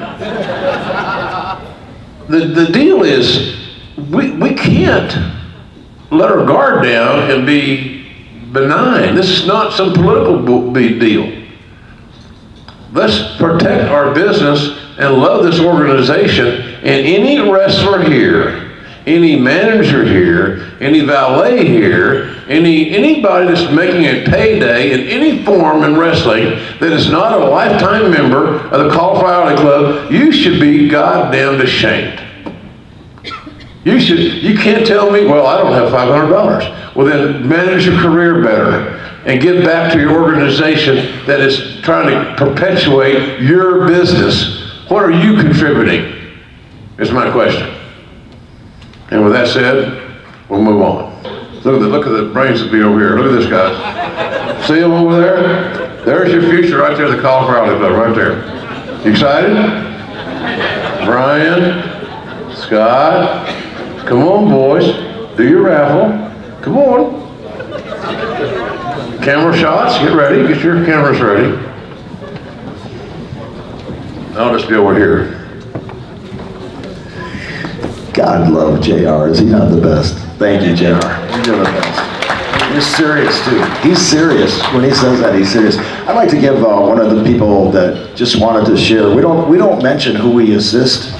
You guys have assisted 30, I don't know, 30, 35 people since the last reunion.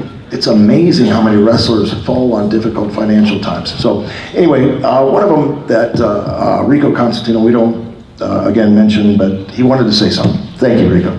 Go ahead, please. Thank you, Mr. Blair. I just want to say that it is very important that you get involved in CAC. I took ill 3 years ago, January 2016, and with blood clots, and they called it pulmonary embolisms, bilateral. And it knocked me out of my career as a police officer, and I used to be a wrestler. And for 3 years, they couldn't tell me what was wrong. And I ran into financial trouble, and I couldn't pay for my house, and my ex-wife and my granddaughter were gonna be in the street with me. And somebody reached out for me to CAC, and they took care of my rent, so my house didn't go in foreclosure until I got my medical retirement from the state, from the police department. So I'd like to just say, everybody join, because we are a family here. Everybody keeps saying the word family. We are family. And I felt that tremendously when they came in my time of need and helped me, and they helped a lot of people. We have to get involved more so we can help more of us and be there for each other. And I think that's the most important thing. And today, after 3 years, thank God that I am better. I don't have these conditions anymore. And I feel twice as good than I look on the outside. but I will say I do shave in the dark so I don't scare myself. Thank you. Thank you very much. Oh, thank you, Ryan. So nice of you. Please. Starts with us, bastards. No pronouns here. God damn it. What's next here? Oh, the men's wrestling award. Am I right? Are we ready for the men's wrestling award, guys? Really? Yes, sir. Holy God. We're moving this thing right along here. Anybody to go pee? Okay, never mind. I'm good. Men's wrestling award. This is I'm so looking forward to this. This cat is one of a kind, man. Hey, there have been a lot of crazy son of a guns in this business. And I love every one of them because that was what drew me to this industry. From graduating with 50 kids in Eastern Oklahoma and 11 championship wrestling from with Cowboy and Leroy every Saturday. God, who knew my first broadcasting gig would be with a blind color partner. Think about that. This ain't the cute, glib, witty banter on one of those WWE pregame shows where we're doing a lot of talking and saying shit. Or we're getting nobody over. It's still going to be all about, at the end of the day, getting talent over. That's what we do in my role. And so this next award is something I'm excited about because the recipient is, by God, a one of a kind. Yeah, it's going to be good.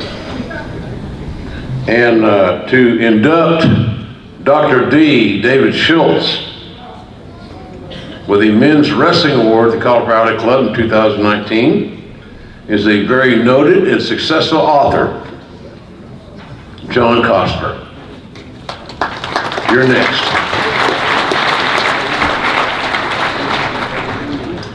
Haku, I'd like to thank you for the tip about the nervous pee break. I only have a few minutes worth of words to say, but I have no idea how long he's going to go. So, ladies and gentlemen, it is my privilege to introduce to you one of the most feared and respected and dangerous professional bounty hunters in the history of the business. If you went on the lam from the late 1980s through the early 2000s and your face ended up on Dr. D. David Schultz's desk, that's how Scott, that is how it's, I thought it was Schultz, right? Okay. Dr. Schultz's desk, there was nowhere to run, there was nowhere to hide. Dr. D tracked down some of the worst scum in the history of crime: gangbangers, murderers, rapists, sex traffickers, drug dealers, and worst of all, crooked politicians. From the mean streets of New York to the back alleys of Puerto Rico to the sands of Egypt, Dr. D found them all and brought them all back to justice. While working with Dr. D in his autobiography, I spoke to several bail bondsmen and women who had worked with him in the past, and every single one of them told me if there was somebody they needed found, Dr. D was the one guy they were going to call. To this day, his reputation and his tenacity made him the bounty hunter of choice, even over a certain reality star with a similar name of dog. Dr. D could chase down and hogtie many fugitives in his day, but he also had a great mind for psychology. He could turn a nervous mother or grandma to his side with tenderness, assuring them it would be much better if their precious baby boy would just turn himself in to him, because goodness knows what would happen if the police found him first. David was also an outstanding detective, and I can vouch for this one personally. Before we ever met to start discussing his book, Don't Call Me Fake, the real story of Dr. D. David Schultz, David checked me out online. By the time we met face to face, he knew my wife and my kids by sight as well as me. One day he gave me a poster from his appearance he made on October 7th, 2006 at the Pro Wrestling Hall of Fame before I moved to Wichita Falls. And I thanked him for it, and I said, you know, David, it's interesting. October 7th, 2006, that's my wedding date. And David just looked at me and said, yeah, I know. I don't have to tell you that the skills that made him an excellent bounty hunter are also the same skills he used to become one of the biggest, baddest heels in professional wrestling. From Memphis to Florida to Nova Scotia to Japan to Saudi Arabia, from Stampede to the AWA to the WWF, Dr. D terrorized fans and baby faces alike. He was a force of nature far ahead of his time, a redneck wrecking crew who put on some of the most violent matches ever seen in the ring. The list of opponents he faced in his heyday reads like a murderer's row of wrestling history. Ric Flair, the Iron Sheik, Bruiser Brody, Antonio Inoki, Stan Hansen, Johnny Rods, Abdullah the Butcher, Sergeant Slaughter. I assume he found his way to Cape Cod that day, right? Yeah. If you haven't seen that promo, that's one. Scott, you really should have had some of his talking on the video. I mean, it's great to see him jumping around like that, but you know, we want to hear David talking about going to San Francisco to look for a woman, right? David trained with the legendary Herb Welch, the man David says is the only man he ever feared. Herb brought David into the business the old-fashioned way, teaching him how to shoot before he taught him how to lock up. He would stretch David so far that every night when he got home, he'd have to lay on the horn until his wife, Peggy, came out to the car, opened the door, and helped him inside. Of all the things Herb taught David, the most important lesson was this: protect the business. Protect the business for every man in the locker room. Protect the business because that's how you put food on the table for your wife, Peggy, and your daughter, Jessica. Of all the one-on-one confrontations David had in the business, it was a face-to-face with a nosy television reporter at Madison Square Garden that most defines his career. It was the night David fell back on his training and did what Herb Welch taught him to do. He protected the business. On December 28, 1984, David didn't hesitate. When the promoter came to him and told him, and I quote here, "Blast him! Tear his ass up!" David did as he was told. He did it for the boys in the back, he did it for his family, and he did it for himself. Many men have tried to expose the business over the years and kept their careers, but David Schultz may be the only man who ever lost his job trying to protect it. For that reason alone, he deserves enshrinement in every Pro Wrestling Hall of Fame. His name should be known by every man and woman to ever step in the squared circle. The matches that survive on video hold up to this day, and those unscripted promos he filmed in his glory days are shared every day on Facebook and on Twitter and all over social media. Ladies and gentlemen, you can call him a bounty hunter, you can call him a wrestler, a hero, a heel, a trailblazer, a father, a husband, an entrepreneur, an author. You can call him a rags to riches story, or you can call him a Tennessee redneck for all he cares. Just don't call him fake. It is my honor to introduce 2019 Male Wrestler of the Year honoree, Dr. D, David Schultz.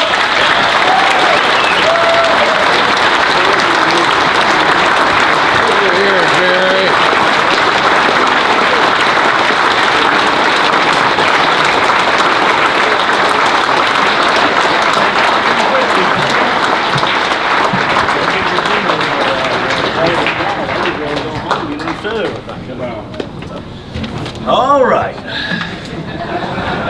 Here we go. Everybody ready for the ride? That's what we're going on, is a ride. I don't know what to make you cry, or make you hate me more, or make you love me more. I'm just that kind of guy. I can do it. I guarantee you. Evidence in this envelope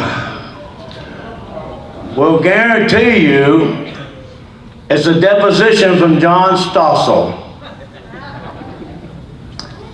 And it proves I never hit John Stossel in his ears. That lying piece of crap. A piece of dog shit. And the only thing you can do with that is let it sit, dry up, pick it up, put it in a bag, and throw it away. But you know, I'm not going to bring it out, because a lot of people around here like to say I cuffed him in his ears, the only way I could get him down. I wonder if Steve Austin anywhere around here? I doubt it. I'd like to get him face to face and see why he says that on national TV on a podcast, that I cuffed him in his ears to knock him down. I thought Steve Austin and me were pretty close. Well, I don't think he's as bad as he think he is, and I guess he think I'm crippled or put down, but I still got one good fight left. And the man over there that beat up 2 truck drivers in Nashville, Tennessee, I was there that night, and he did. And he beat the hell out of them. One of the toughest guys I've ever known in the business today. I'm glad he likes me. I hope he still likes me.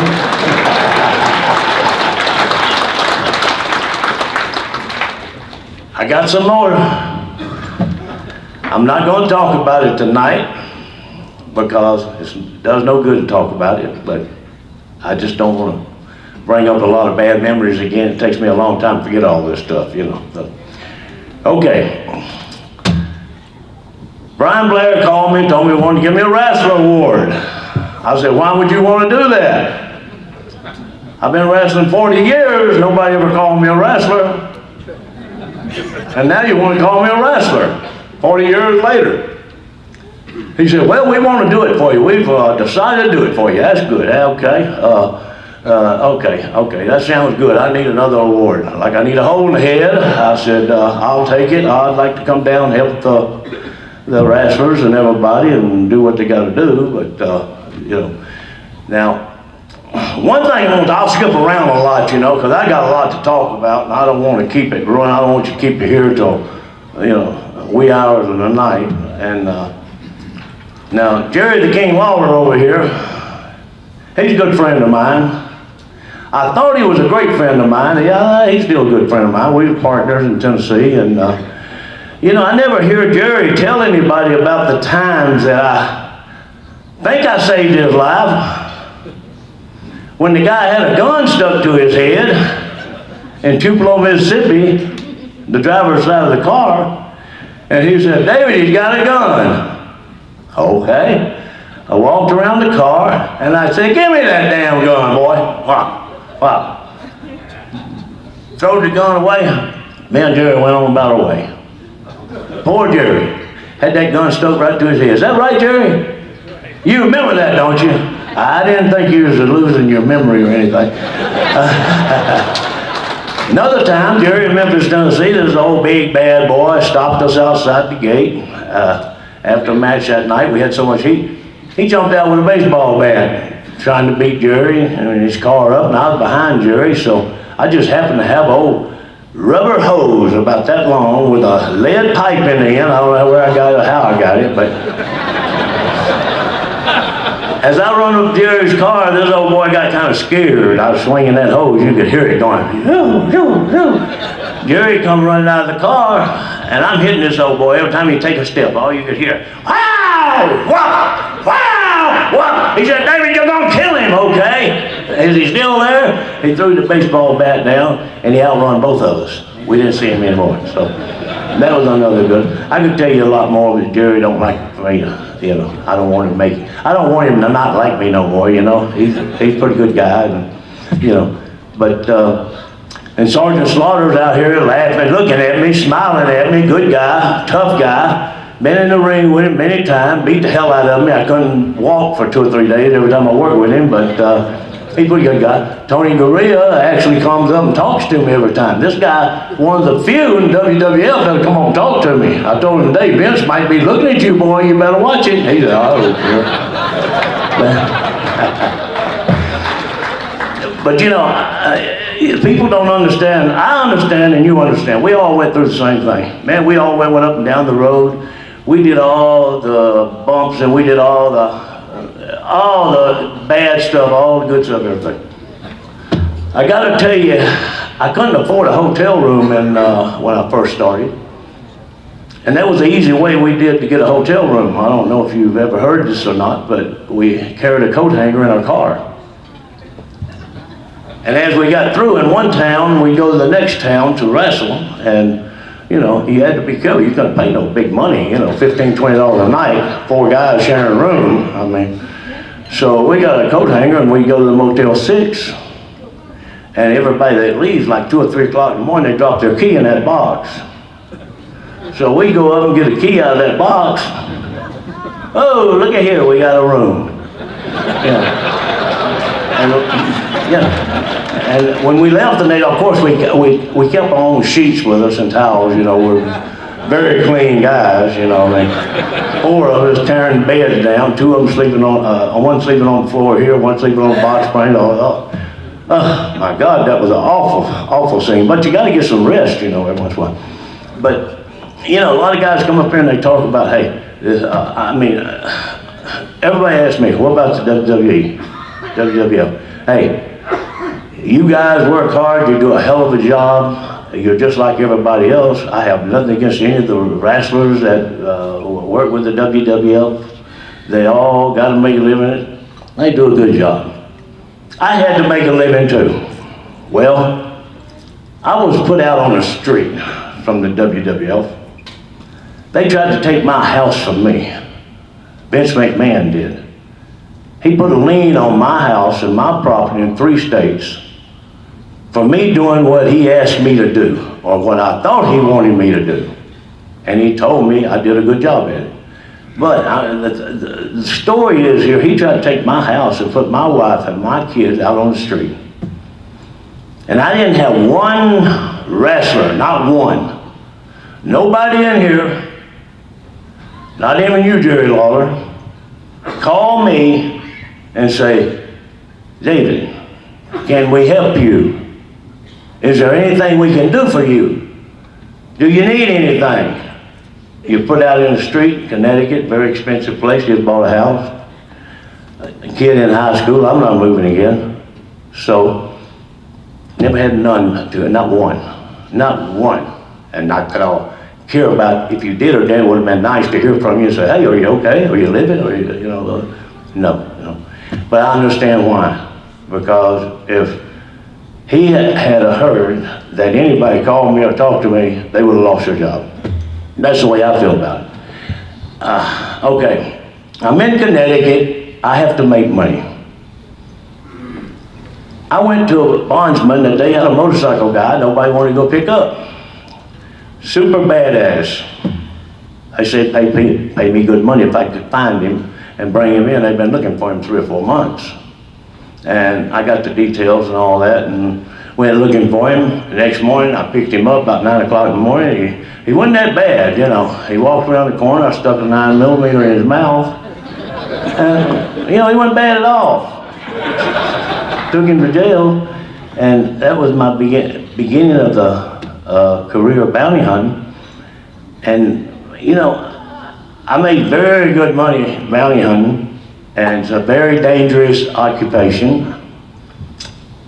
I'm good at it because I was smart. I wasn't stupid, I was smart about them, And I learned mistakes all along doing bounty hunting. One of my first guys was in Hartford, Connecticut. One of the first, I'll say, that'd be 8 or 10 down the road. I seen him, I put a gun in his face and told him, you're under arrest. He told me what to do with that gun, and he slapped my hand. And he took off running. And I'm sitting there holding the gun, I'm going, I'm not running after him because he looks like Star Wars, warp speed going. I was like, ain't no way I can catch this guy. I couldn't even shoot him if I could, So from that day forward, I didn't hunt with too many guns exposed.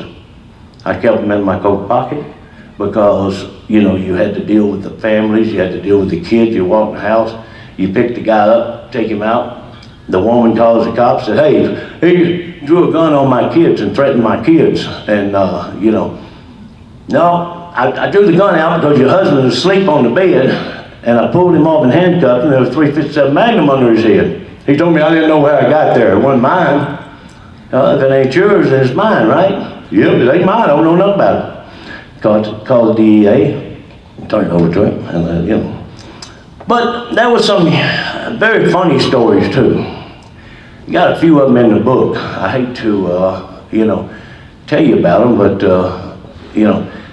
there was a lady, no, she wasn't a lady. She was a female, I think.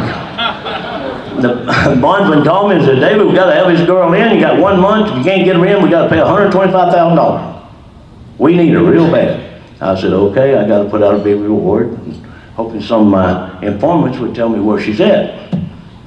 So I put the word out, got a call, one informants, and they said she's over there in that drug house.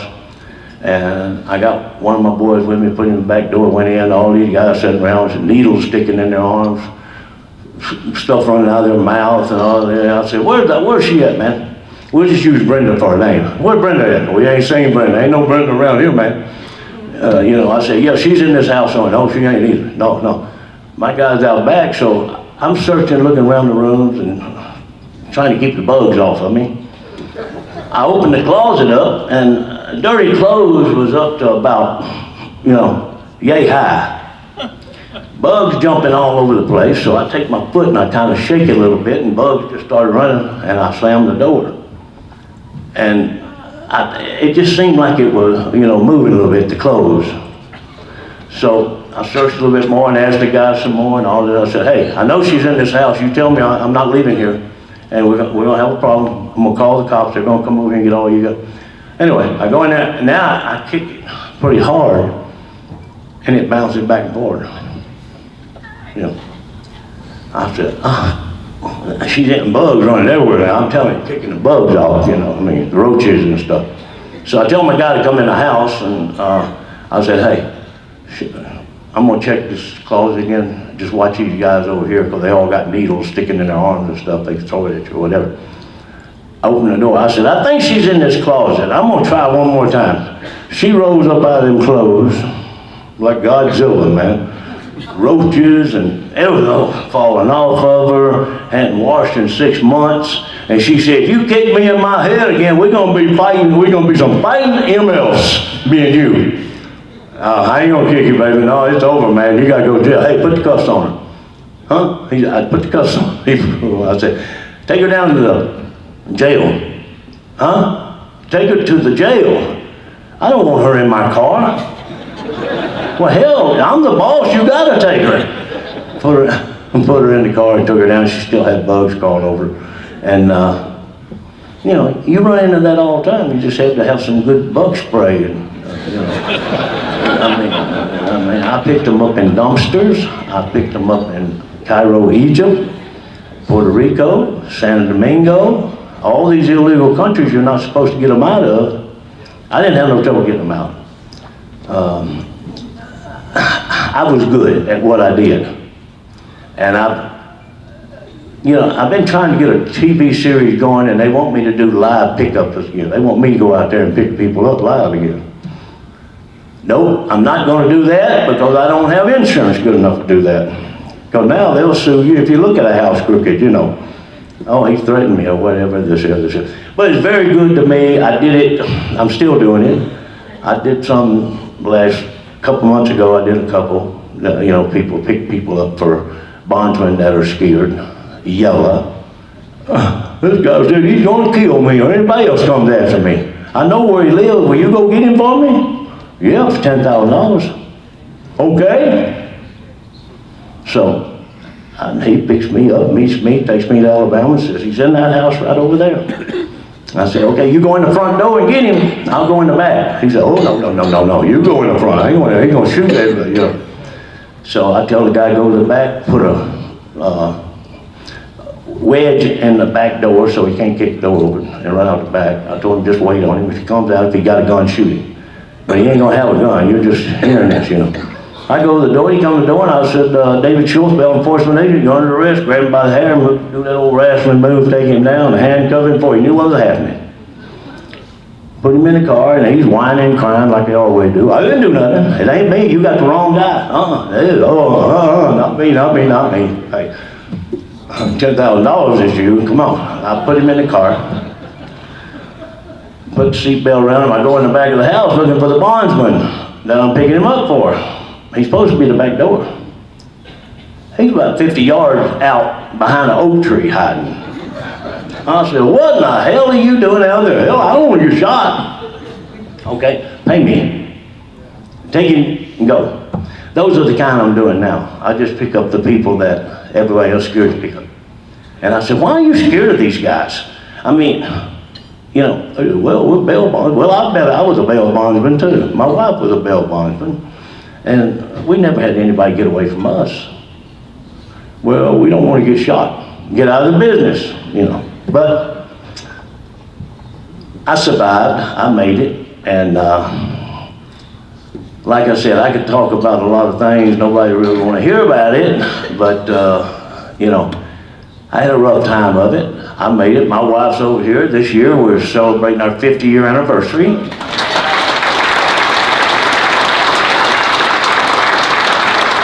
And she stuck by me.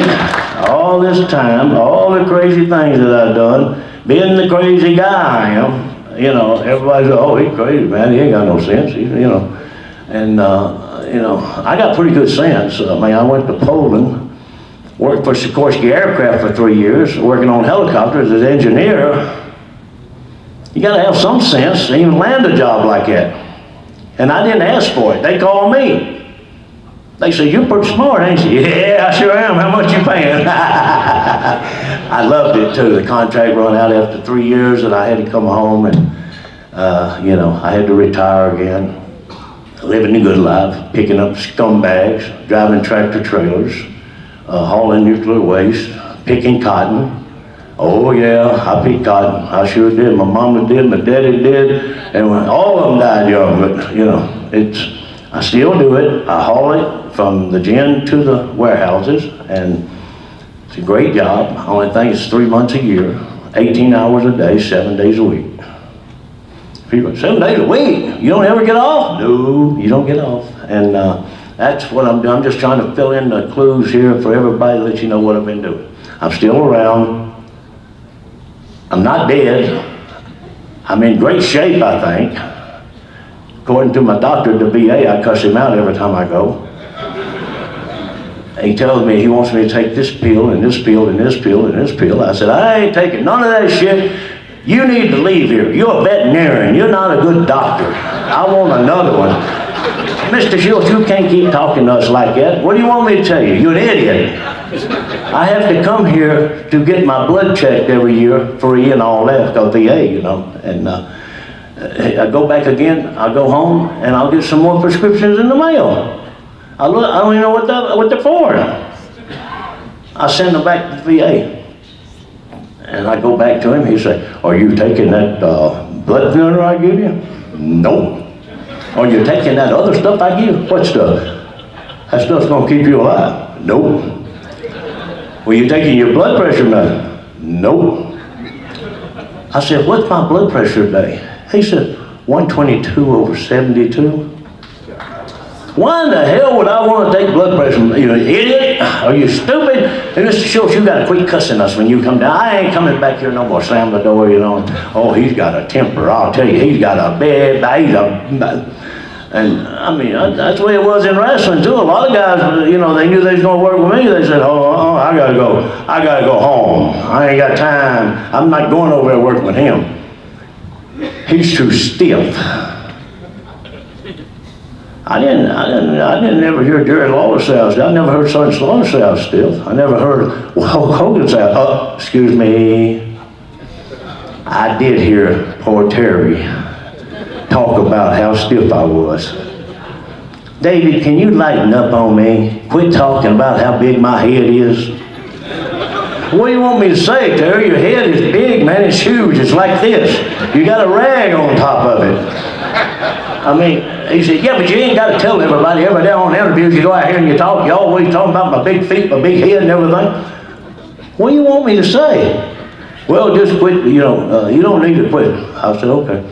So I went out and talked to him, told him, hey, people like you, a big head like that, you know, down south, they usually lock them up in a building outside and feed them about once a week. You're like, I had to give him something to talk about. Hell, he didn't have enough sense to talk about anything on his own, you know. But finally, it come down to where he told Vince that I was going to beat him on national TV. I said, you are an idiot. He said, well, you go out there, you're always messing with me in the ring, you're always tightening up on me, and you're always doing this, making it this, that. You big damn crybaby. Now, me and this guy used to live here. He lived at our house, me and my wife. He didn't have a place to sleep. He didn't have a bed. He had a van and did not have a place to sleep, couldn't afford a hotel room. We took him in our house. He stayed in our house, and Florida stayed in our house. We was close. We were very close. And then all of a sudden one day, I'm not close no more.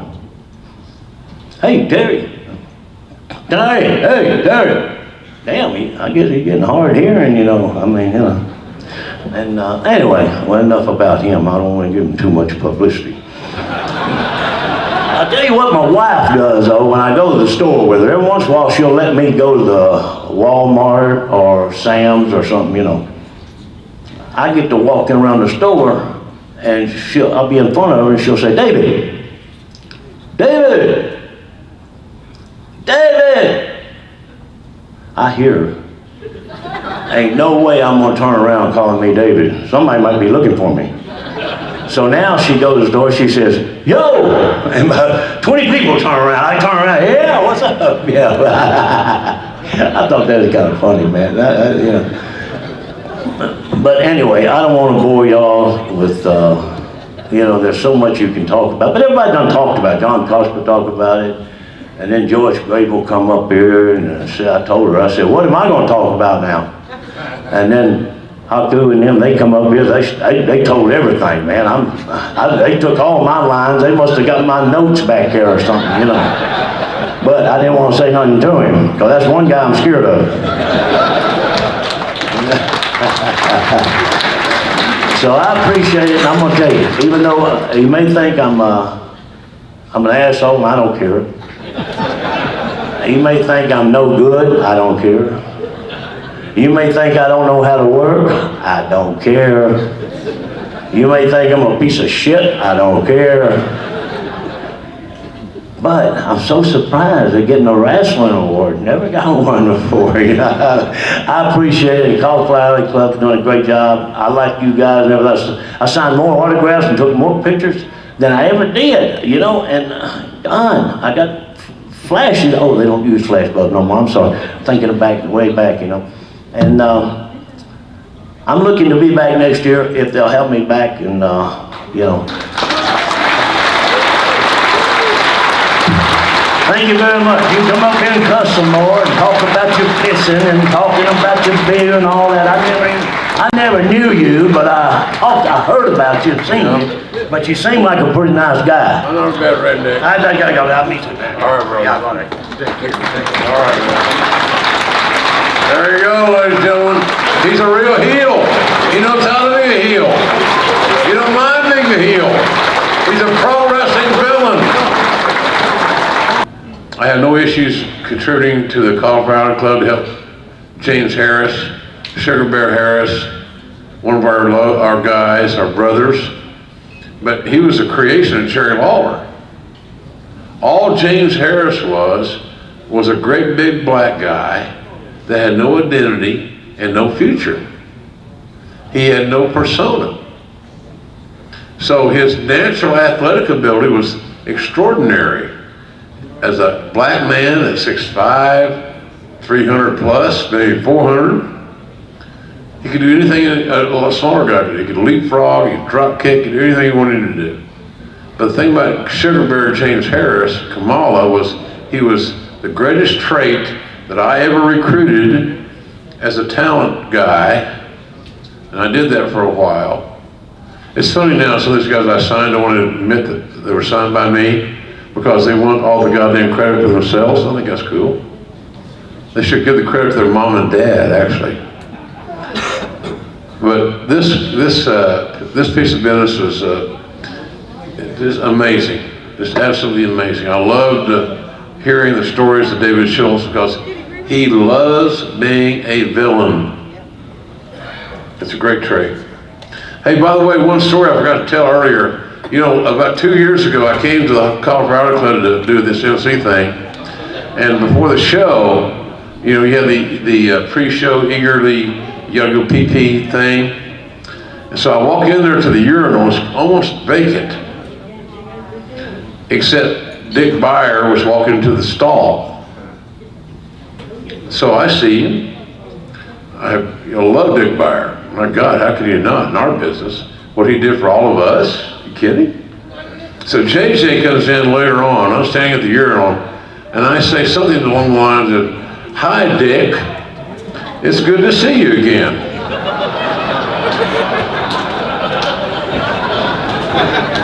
Somehow that got misinterpreted to a story that JJ told on the Tuesday night of Blowing Blowout.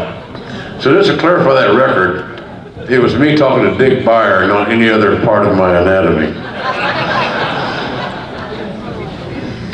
In 1962, my mother and some of her horny lady friends took me to the wrestling matches in Stillwell, Oklahoma to see a spot show promoted by Leroy McGurk's Championship Wrestling. And one of the stars in that spot show was Jerry Kozak. Now we're going to honor Nick Kozak here, his brother, momentarily. But here's what it meant to me that night. It was the first time I ever was in a live event, and it was the first time I ever asked a wrestler for an autograph. So I had a pencil. I didn't have a pen or a Sharpie, nothing. I had a pencil and a piece of white paper. And I said, "Mr. Kozak, may I have your autograph, please?" He signed the autograph, and then guess what he said? "Thank you." And that resonated to me big time. So I thought, a big time sports star, respect his fan base to that level and say thank you to me. It's a 10-year-old kid. Was pretty damn classy. That spoke volumes to the wrestling business, in my opinion, as it would work out over the years. And so here tonight, we're going to honor one of the Kozaks, Nick Kozak, and he will be introduced by Scott Teal, the ubiquitous Scott Teal. He's returning to one more time behind the mic. You're gonna love this. Scott, come on up. Thank you very much. I can't say enough that what JR said, it's so true. Nick is one of the most pure gentlemen you'll ever meet in your life. I'm not going to tell you all about his wrestling career. You can read about that in the program for the weekend. But I want to tell you why it's such an honor for me to be able to recognize Nick here. Nick, when I was a kid in Florida, I was 1968, and I turned on pro wrestling, discovered it for the very first time. And on that program was a great, great wrestler. He defeated his opponent that day. Today they defeat their opponents with 2 neck breakers, 3 suplexes, and a pile driver.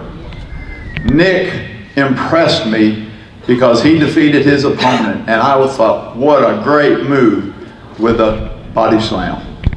That's all it took in those days. And the people believed it, and the people believed in Nick Kozak. And at the time, Nick was a tag team partner with a little young, skinny rookie who sort of became fairly famous, named Jack Briscoe. Nick, just to tell you one story about Nick, why I think he is such a man. We have a reunion each year at our house, and we have a ring set up. Nick is 80 years old. At the end of the reunion, I asked, would everybody please help us break down the ring? 3 people went to the ring. All the young guys were sitting around chatting and having a good time. Nick carried every piece of wood, the mat, everything from that ring at 80 years old, carried it to the ring trailer. That speaks volumes of Nick Kozak. But at this time, I'd like to introduce my friend and a guy I've grown to love so much. And thank you, Nick, for allowing me to have this honor. Nick Kozak.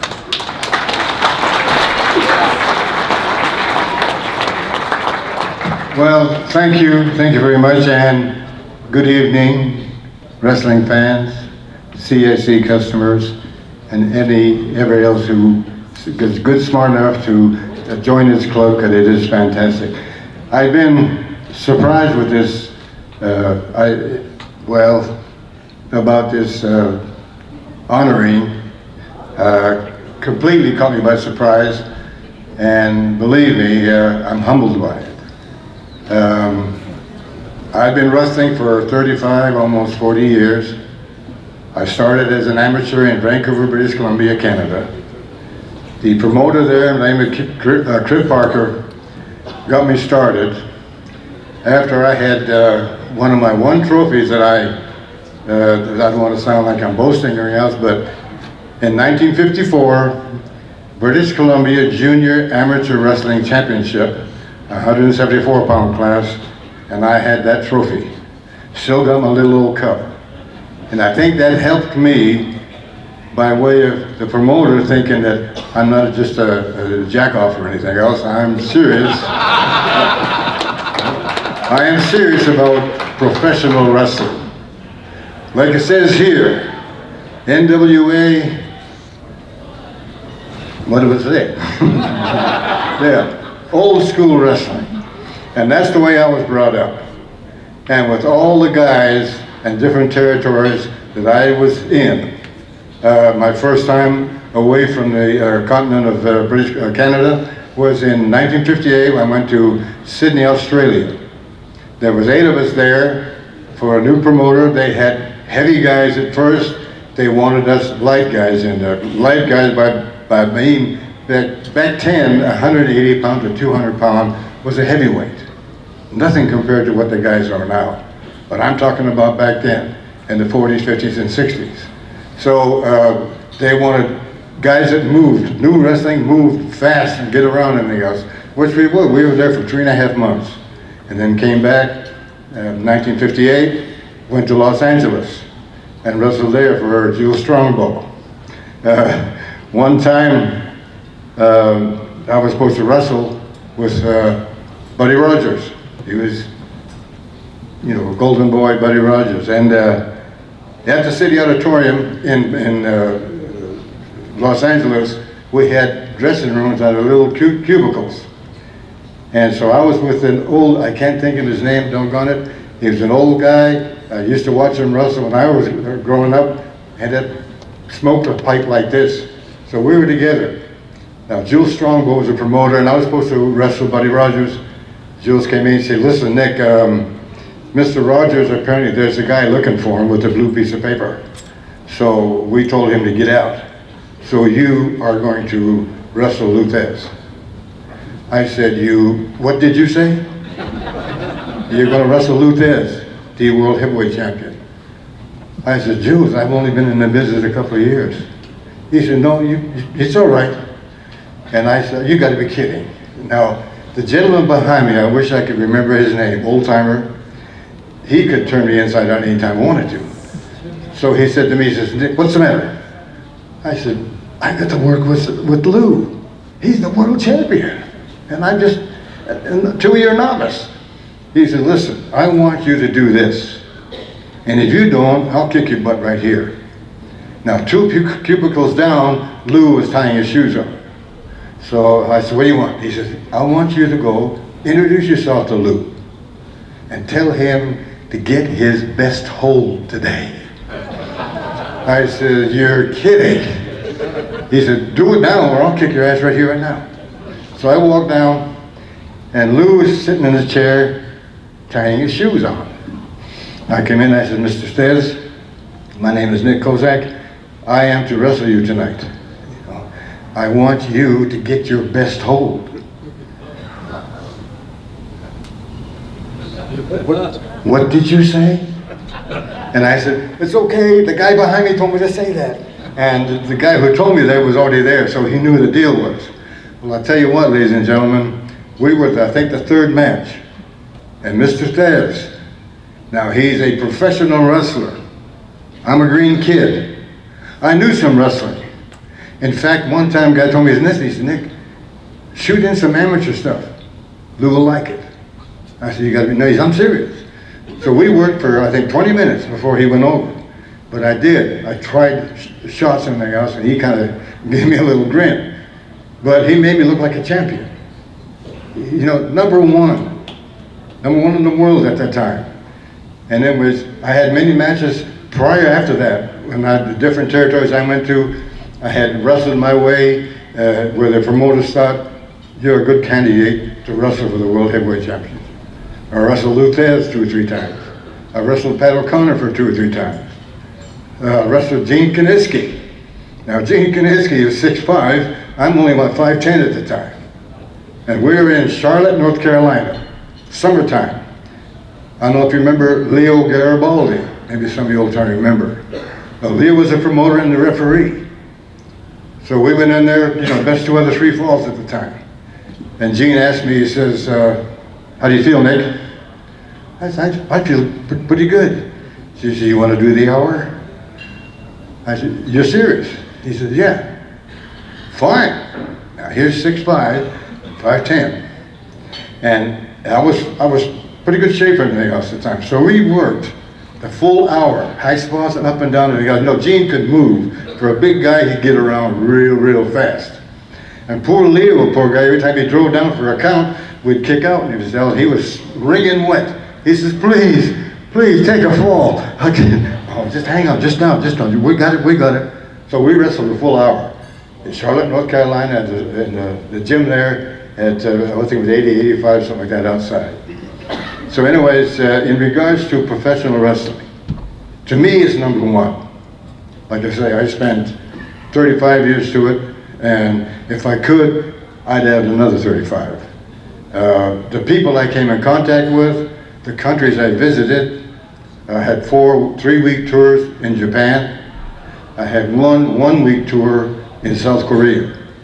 It was me, Danny Miller, and a black gentleman called Hank James.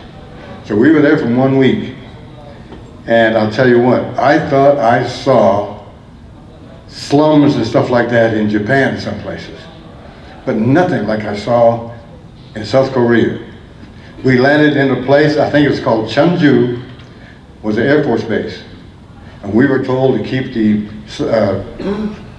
slides down on the plane. All cameras and all radios and everything else needed to be picked up. So I figured, what? I thought this thing was over here. So we went from there, ended up in a town called Daegu, about 60 miles out of Seoul. That was the American Air Force base. And then from there into Seoul. And at that time, when we finally had the Olympics in Korea, South Korea, a few years back, and I was surprised because the way that place stunk with how they did their sewer stuff and everything else. I said, we must have had a hell of a time to clean it up. But anyways, that was one of the tours that I did for when we finished our tours in Japan. Spent a lot of time in Hawaii, and well, I just got around, traveled around, met all kinds of wonderful people, and I think, the names escape me, but anybody I came in contact with in the wrestling business throughout the years I traveled from town to town, whether you were heel or babyface, we worked. It was business, no BS. You're there to put yourself in a situation where people can enjoy it and say, hey, those guys are doing old school wrestling.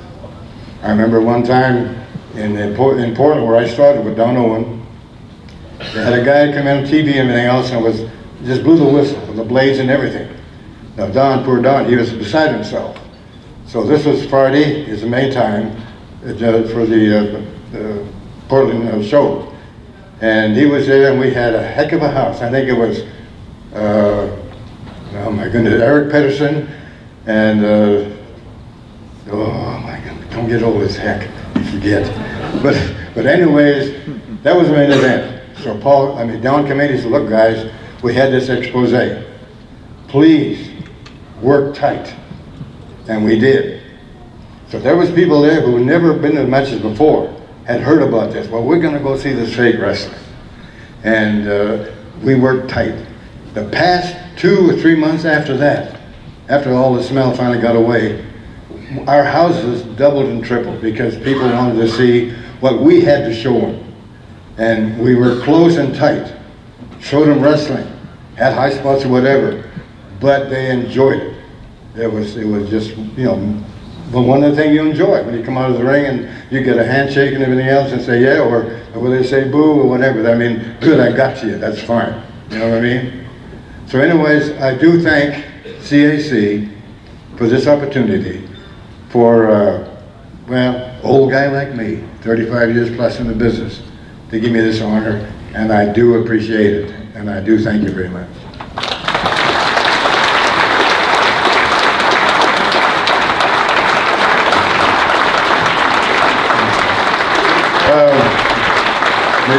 May I say one thing? I'm sorry. Now, if someone was to ask me, and I've been asked this before, Nick, would you do it again? And I tell him, in a heartbeat. In a heartbeat. That's how much I loved it. Thank you.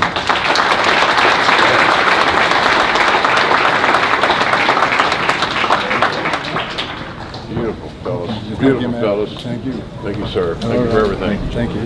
Great.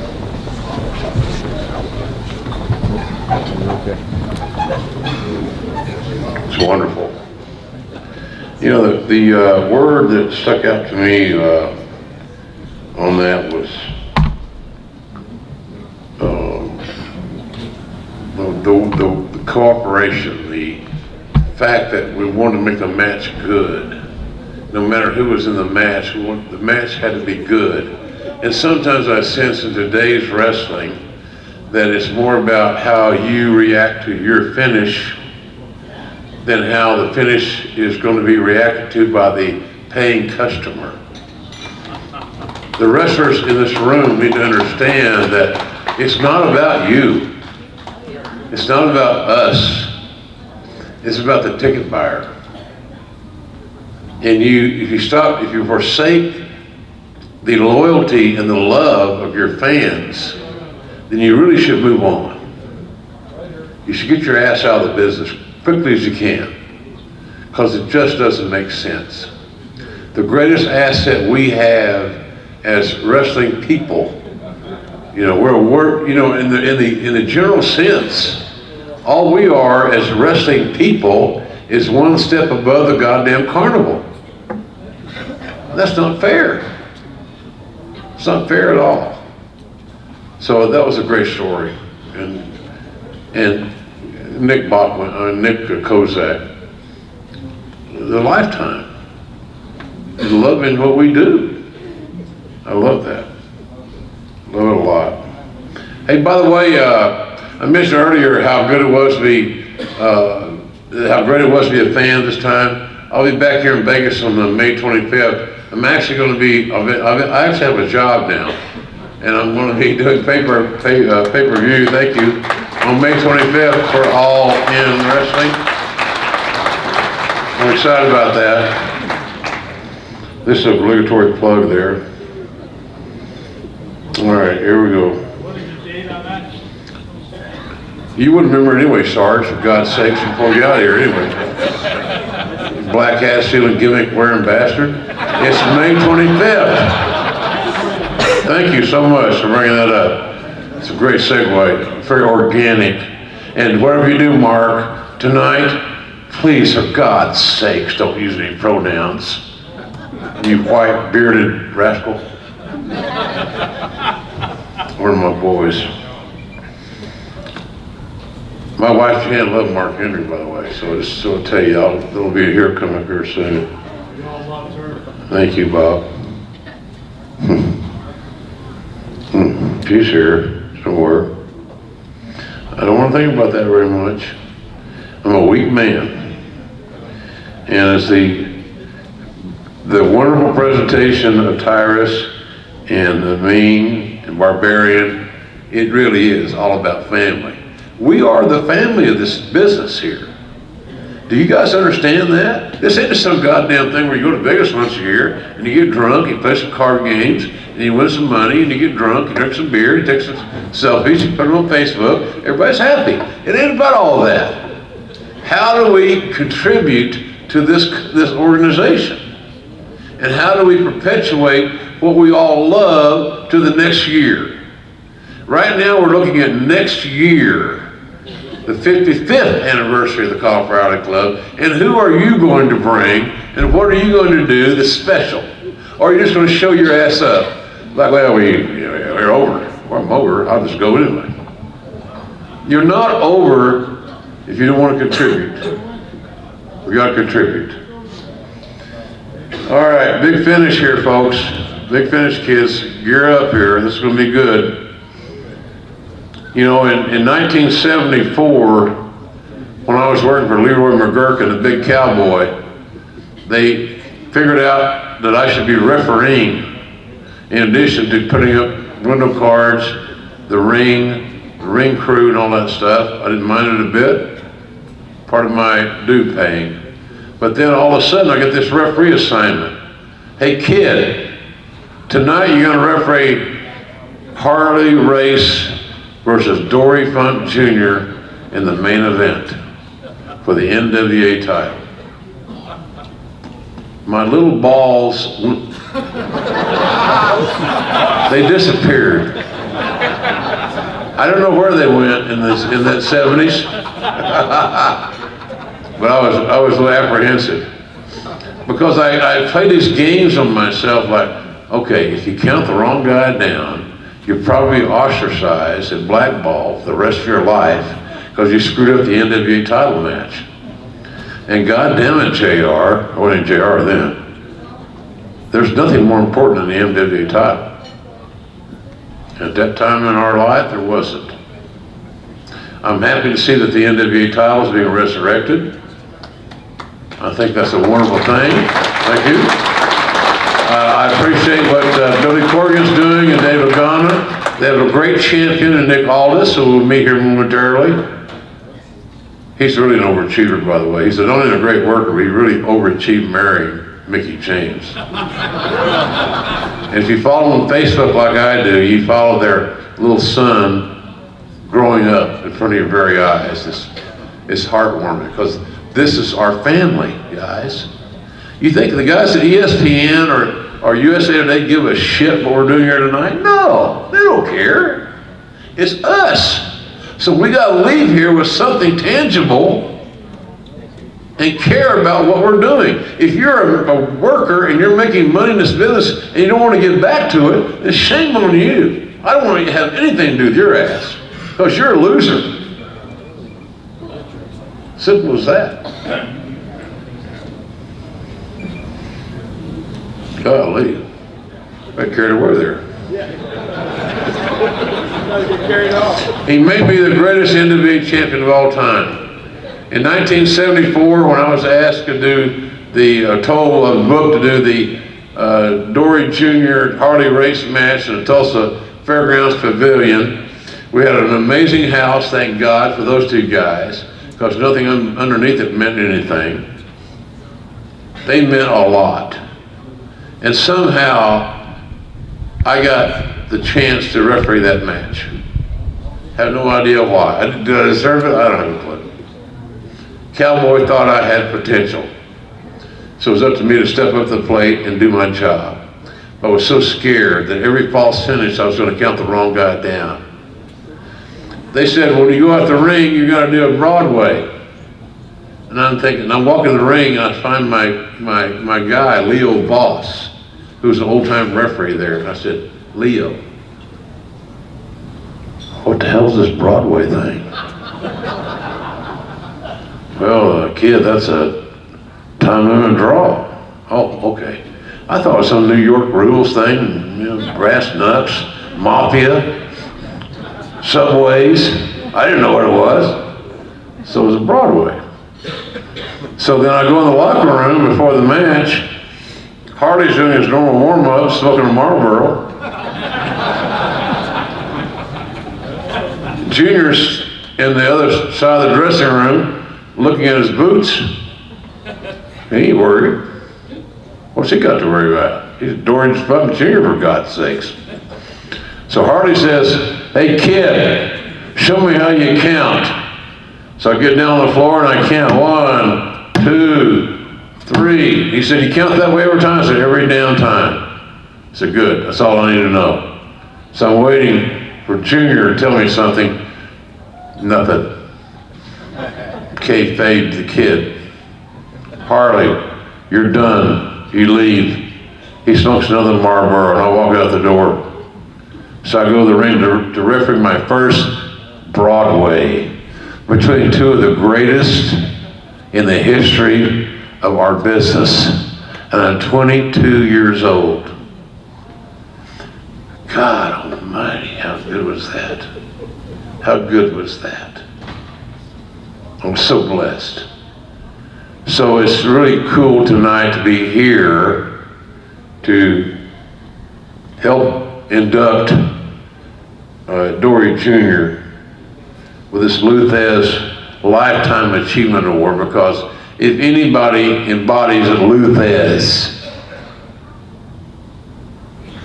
it's got to be Dory Jr. It's got to be Dory Jr. Smooth as silk, amazing. Psychology personified. The feel of the wrestling business was never more prominent than when Dory Funk Jr. stepped in the ring, and it wasn't about hurricane ranas and high spots and how much daredevil bullshit you can do. It was about wrestling and physicality and passion and realness. That was what Dory Funk Jr. was about in his entire era. The only thing I would add to that movie from his brother Terry, my brother Dory and I were as good as there ever was, but don't let him kid you. He was always the man. He was always the man. So I'd like to bring up right now the reigning NWA champion, who, by the way, last weekend in Concord, North Carolina, the NWA had a pay-per-view on digital pay-per-view. This cat, Nick Aldis, is the NWA champion. If you don't know that, you should get to know it. He's a hell of a talent. He had an amazing main event with the villain, Marty Scurll. Did I say Marty Scurll's name right for you New Japan geeks? I hope I did. I tried. They had an amazing wrestling match. A wrestling match, not a spot fest. They had a wrestling match. It was physical, it was intense, and it was logical. And it didn't make me roll my eyes and want to walk out of the ring and get a bologna sandwich. So, without any further ado, I'd like to introduce the reigning NWA heavyweight champion of the world, Nick Aldis, to induct Dory Funk Jr. tonight.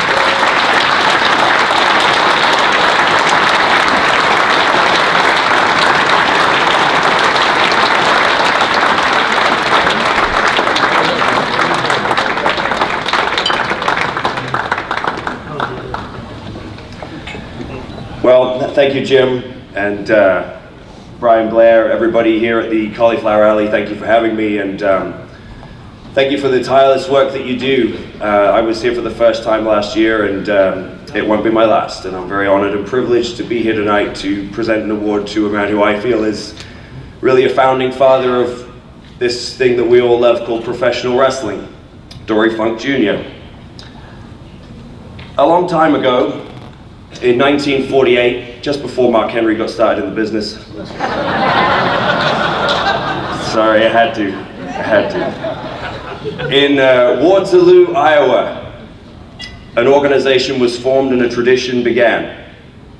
That tradition would span generations of promoters, talents, and more importantly, wrestling fans, the NWA. All of it was linked by one common thread more than any other. A piece of hardware that I'm very privileged to hold. We call it the 10 pounds of gold, but its full name is the NWA World's Heavyweight Wrestling Championship.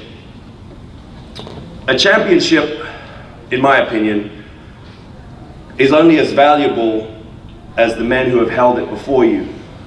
And when I think about the list of names who have held the championship that I currently hold,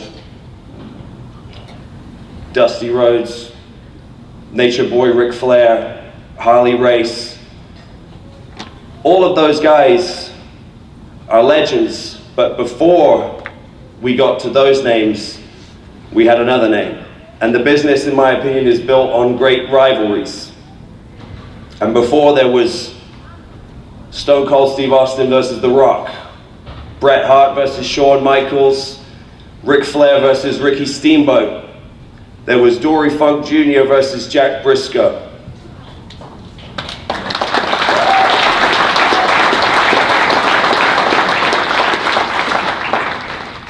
About 10 years ago, Dory probably doesn't even remember this because he's helped so many people in this business. I was just getting my start at TNA Wrestling. We were at Universal Studios in Orlando, Florida. And I was thankfully part of a tag team because I didn't know what I was doing, but my tag partner, Doug Williams, is a maestro, and he was doing all the work out there every night while I was learning. I wasn't half bad on the mic, so that's how they kept me around. But Dory Funk came to Universal Studios, and I was very respectful, very nervous about meeting Dory because I believe I was brought in the right way. I was brought in by the Knight family. Many of you will know them better now as the parents of Paige, featured in the Fighting With My Family movie. And they broke you in the right way. So I walked up to Dory, and I didn't have any expectation that he would know who I was or had seen any of my work. And more or less the first words that came out of his mouth were, "I really like the way you blend the British and American styles." And I was so taken aback because that was something that I had hoped to do, but was still figuring out how to implement that with television, limited time, and different opponents, different styles. And it meant a great deal to me.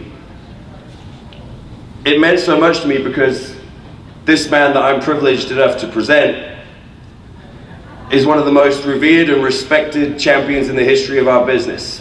Not just here in the United States, all over the world and in Japan. When you think about championships, championship reigns,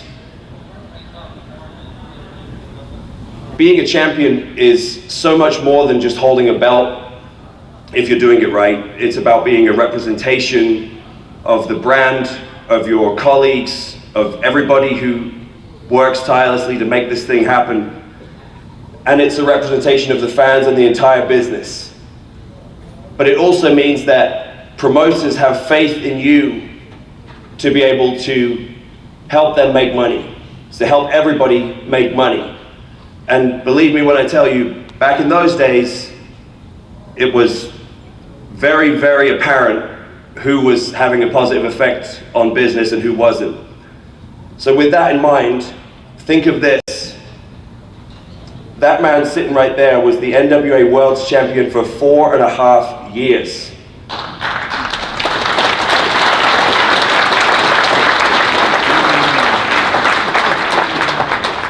The only person to hold it longer than him, uninterrupted, was Lou Thez. So it's very fitting that Dory is receiving the Lou Thez Award here tonight.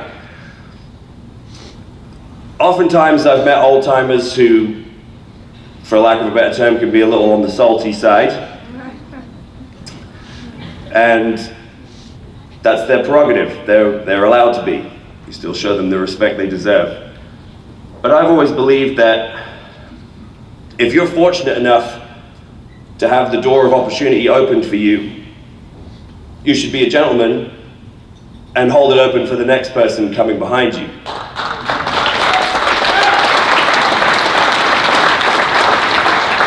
Dory Funk Jr. has been holding the door open for decades. His fingerprints are on so much of our great business, not just in the people he influenced, in the wrestlers that he worked with, the wrestlers he helped make a living, but in the people he helped train. Kurt Angle, Edge and Christian, the Hardys, so many more names that I can't list them all. They went to the Funkin' Conservatory. That's passion. JR talked about it just a couple of moments ago. Passion in this business to keep contributing to this great business we all love.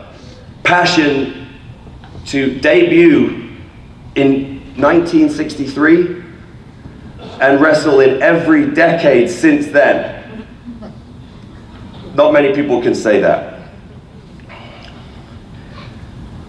The fundamental responsibility of being a champion is to leave the championship and leave the territory or the promotion, or in this case now, the overall business, in a better state than you found it when it's your time to lose that championship.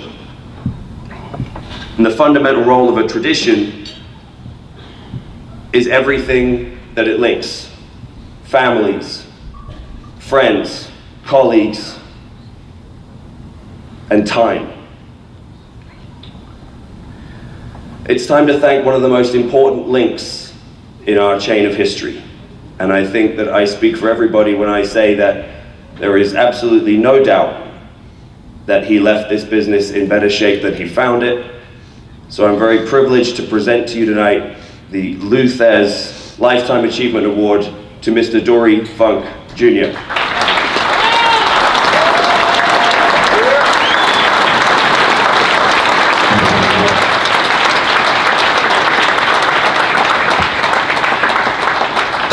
Thank you to each and every one of you, especially for your support here at Cauliflower Alley. Thank you very much for your support of professional wrestling. And thank you for everything this means to me to have the privilege of standing here in front of you on this great stage in front of all you people who are wrestling followers, wrestling fans. Thank you very much for your support. Thank you.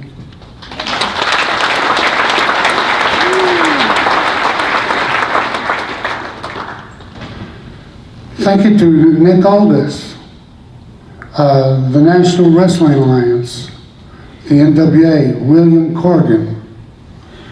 Thank you, Dave Lagana, for all that you people are doing to bring the National Wrestling Alliance back to the prominence that it once was. And you're doing a fabulous, terrific job. Thank you very much.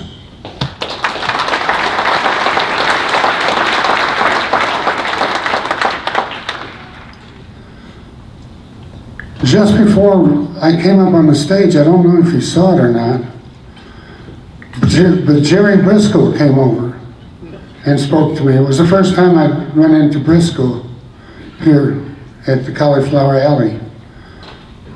And Jerry looked at me and he said, I'm going to challenge you. 2 out of 3 falls, 1 hour time limit at the Bang TV soundstage in Ocala, Florida. And I want to know if you'll accept the challenge. Well, I do accept the challenge.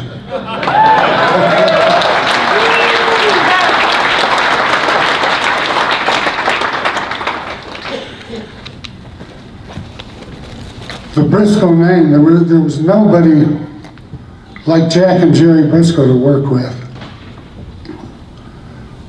They were the finest in the business. And Jerry Briscoe and myself, a lot of big crowds, a lot of sellouts, but Jack Briscoe, Dory Funk Jr. just seemed to expand to something bigger and bigger and bigger. And it finally got to where I would be wrestling Jack Briscoe anywhere in the world. It wasn't just Florida, it wasn't Oklahoma, it wasn't just Texas, it was all around the world. And it was due to the credibility that Jack Briscoe brought to the National Wrestling Alliance. And it hurts me that Jack is gone to no end. He was a fabulous person to be around. And Jerry Briscoe is the same. Thank you.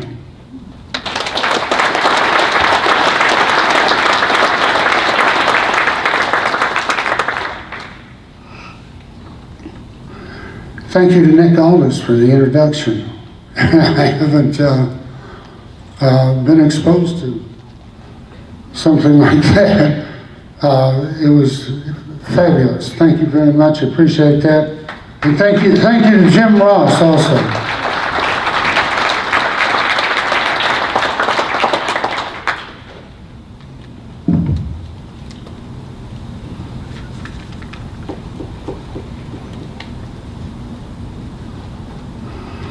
There are many NWA wrestlers here tonight, and I have worked with many of them. Jerry the King Lawler, Bob Cook, the Hart family, the Stu Hart family of Calgary, Alberta, Canada. Bruiser Brody, represented here by his wife, Barbara. Thank you for being here. Cauliflower Alley President, Brian Blair, who I wrestled in Toronto, Canada, in what was called the largest gate in the history of professional wrestling at that time. It was a tag match, and Brian Blair and myself were opposite sides, and I think Brian Blair snuck up on me and caught the fall. But at any rate, thank you, Brian, and thank you for all you do for Cauliflower Alley Club, and in doing that for all the wrestling fans that are here in attendance now.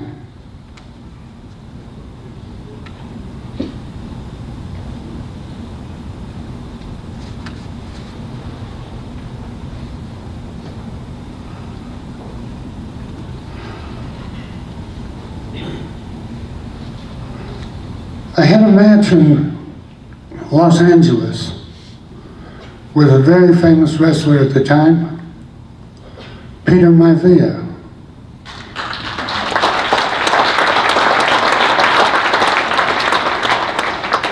The match went 1 hour to a draw. During the match, he suplexed me back, dropped me on my head, and at the end of the match, it was all Peter Maivia. And I was saved by the bell, continued to be NWA champion, but it was one hell of a match. And I want to recognize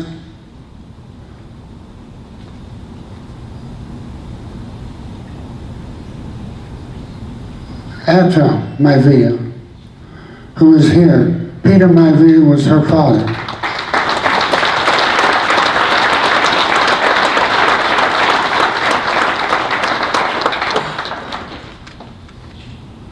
Luthez at times was a coach of mine.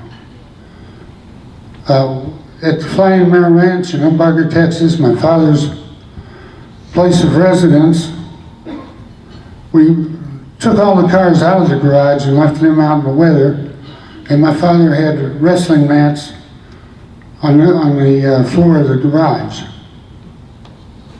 Some of the people that came to train with me, Bob Geigel, and the other one that came in and showed me a lot was Luthez. So technically, Luthez is one of my trainers. The first thing he showed me was a double wrist lock, and it was his trademark move. He would get your arm, bring you over, and it was into the head scissors. Double wrist lock by Luthez, like nobody else does it. The next thing he showed me was an elbow smash that goes to the neck or to the head. It goes just like this. He'd take his elbow and he'd put it up against your head and he'd smack it like that. I don't know if that's legal or not anymore. But that was his favorite move. Let me show you. Show Dick. Show Dick. I got a phone call. Come on then, sir. Go ahead. Are you kidding me? No, I'm afraid of you. It goes just like this. It works for me.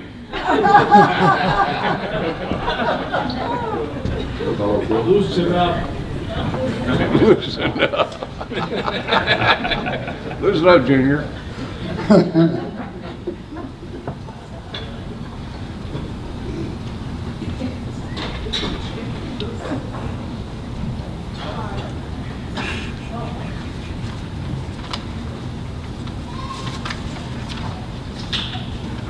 Lou was one of my coaches in the early days.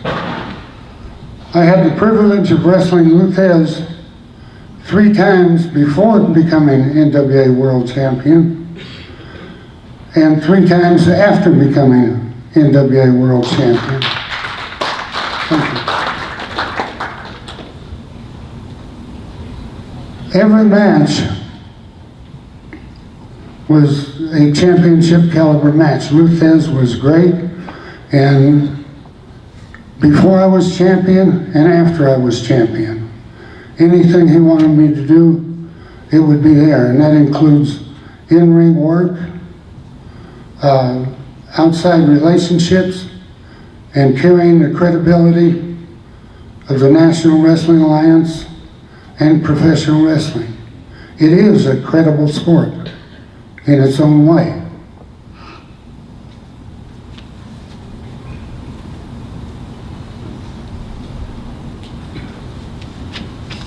My appreciation to many of my friends, Brian Blair, who I had the privilege to work with in WWE in front of the largest crowd in the history of professional wrestling at the time. Toronto, Canada. Thank you to Scott Teal and Ron Hutchison. You are both appreciated, and I would like to also thank the Japanese representatives that are here from Japan to Cauliflower Alley. I would like to thank them for their support. And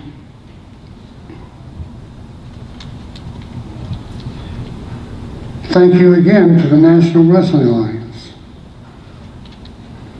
And thank you again to NWA President William Corgan, NWA Vice President David Lagana, NWA World Champion Nick Aldis. Thank you to all of you for my career in professional wrestling right here. If it weren't for the support of the wrestling fans, I would have no career. Thank you to all of you. Have a great day.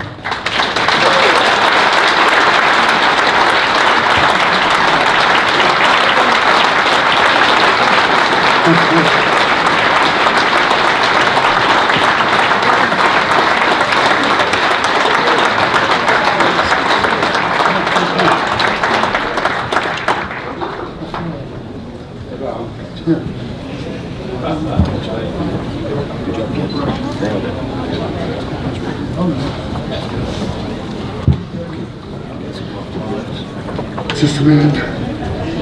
Come on. Going over to the stage. Yeah. Come on. Good job, Junior. Thank you.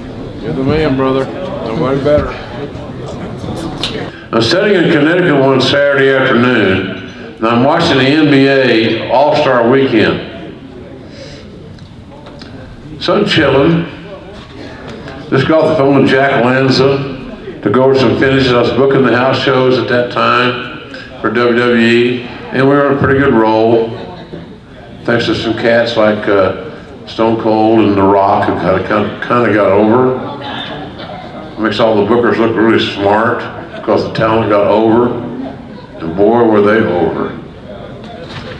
So I'm watching TV this Saturday afternoon, the NBA All-Star game, and I see this massive black man. He was 400 pounds. And he dunked the damn ball at the NBA All-Star Weekend in Phoenix, I think it was. So I called Vince McMahon immediately on the phone and said, of course I know he didn't watch it, he ain't watching nothing. Hey Vince, I just watched the NBA. Check out this kid. This big black kid is 400 pounds, he's dunking a goddamn basketball. We got to sign him. I said, oh, calm down, JR. But I saw magic in this kid. And then as time went on and we finally hired him, I fell in love with him because he was my kind of guy. He loved the business, he cared, and God Almighty, was he an amazing athlete. The strongest man in the entire world. No BS. This ain't no some wrestling hype story. This is real. This is real to the standpoint that no one ever lifted more weight than this man. And he's our guy. Who all started with a dunk of a basketball at the NBA All-Star game. And I'm so happy that we signed him. I fell in love with the guys I mentioned, and that's what happens sometimes when you get too close to your talents. I've been accused at times by some talents who didn't make it that I wasn't on JR's list. I feel so sorry for you that you feel that way. Boo fucking who.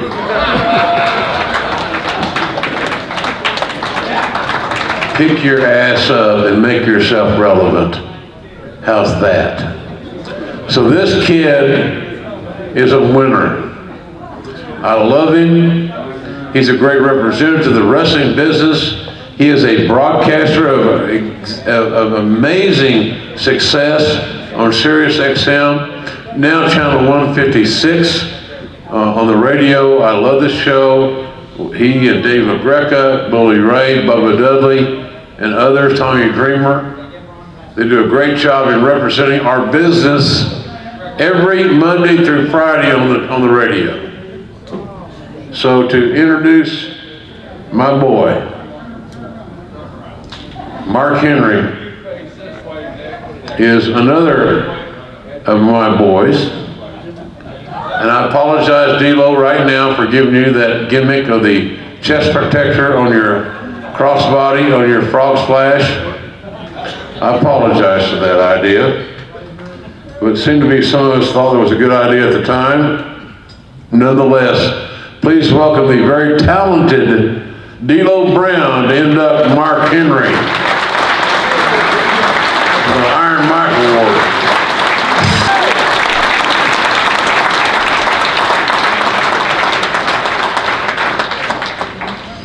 Good evening, all.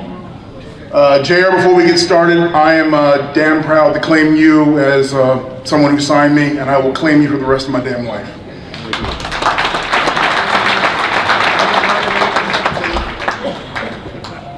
I'd like to give a hand to all the presenters and all the recipients tonight. I'd like to give a hand to the CAC. This is a hell of an organization.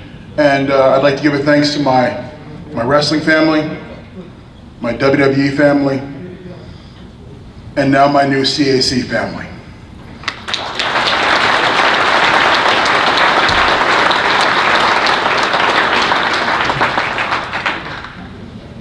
So when Mark gave me a call, he goes, hey D-Lo, would you like to help present this award to me? I immediately said, thank you, it's an honor, Mark. I can't wait. So I hung the footer, but I started writing stuff down. No, I can't tell that story. No. I wrote something else down. No, I can't tell that story either. Shh, kayfabe.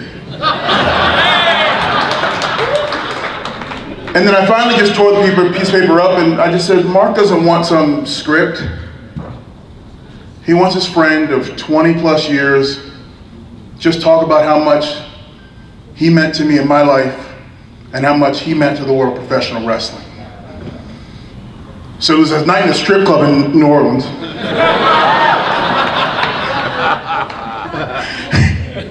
Sorry, Mark, I had to get that in. But seriously, the first time I met Mark, we were rolling around doing pre-show wrestling practice in a WWF ring. And Mark came down there and we started locking up. He grabbed me and Lord, I thought as a 5-year-old kid my dad was holding me because he grabbed me a lot harder than any man should ever grab another man in his life. And I said, loosen up, kid, don't you know it's a work? And he smiled and goes, well, that was easy. I was like, oh Lord, I'm in trouble. And then as fate would have it, we got put together in the nation. We got surrounded by guys like Ron Simmons, the Godfather, Charles Wright,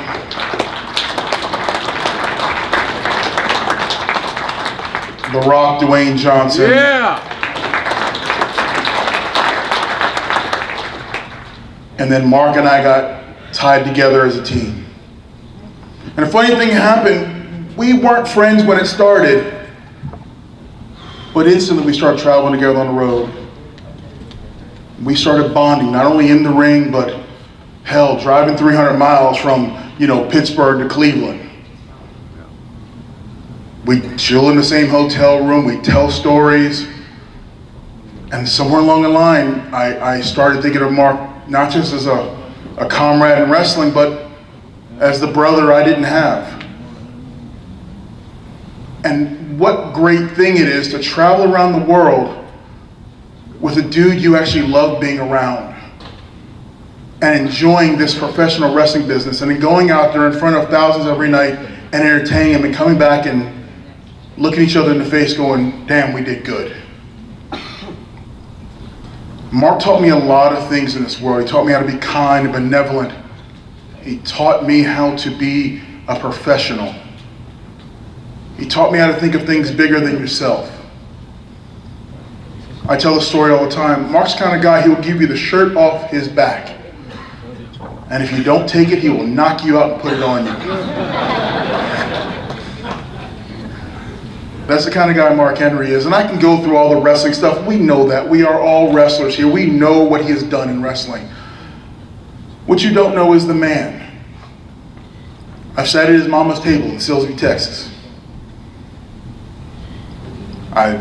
When I needed a place to stay, I got reassigned to HWA in Cincinnati, Ohio. I go, Mark, man, I'm living in this damn extended stay. Mark goes, hold on. Hangs up the phone, calls back, goes, all right, I want you to drive to this address. It was a house he owned, and he goes, you can live there rent-free. That's what Mark is. Mark's the kind of guy you hope you can be and hope you can live up to be and never ever let down. And Mark, I will tell you this, I love you from the bottom of my heart. And you once told me that you learned so much from me in wrestling. That stuff in the ring is nothing, because I learned so much more from you. And with that, I'm not going to take too much time, because the clock's going and I'm doing the short match here. I'm getting the TV match in. It is my great honor, Mark, my privilege. Yeah, no, I know. Give me the lands. I got it. It is my privilege and pleasure to present you with the CAC Iron Mike Award. Ladies and gentlemen, Mark Henry.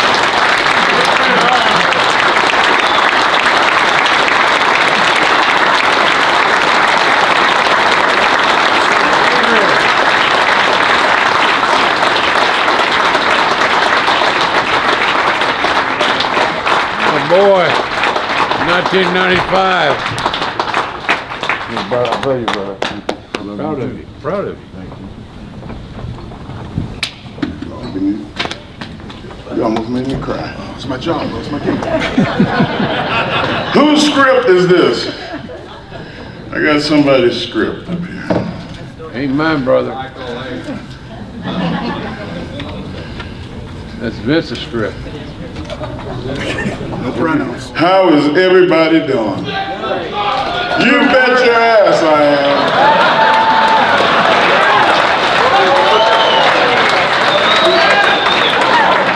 D-Lo was, he wasn't going to say it, but, I'm going to start it off. I wasn't even going to start like this, but Sex with Chocolate was not a gimmick. No, hell no. Yes. But Sex with Chocolate got retired. Now I traded Sex with Chocolate in for a beautiful wife and kids, and my wrestling history has been that of stuff you would only could write about in a book. I am so happy to be here today receiving this award, but I can't talk about myself too much, because this business is not a one-man business. If you don't have anybody to lock up with, you stand in the ring playing with your pud. It's about the guy that stands across from you. And I've had the best guys. I mean, I got to be in the ring with Ric Flair, Undertaker, man, The Rock, so many guys that being in the Hall of Fame is a wonderful thing, but there are greats in our business that supersede and transcend our business. And my first match was with one of them, Jerry Lawler. And he's still wrestling. Damn! How is that humanly possible? We need to get your DNA. I think you got some of that super soldier serum in you. But Jim Ross, he was definitely right. He was one of those that was saw me on television and said that I was made for this business. Vince thought I was made for this business, and they were both right. I was meant to be a wrestler. From the time that my grandmother took me,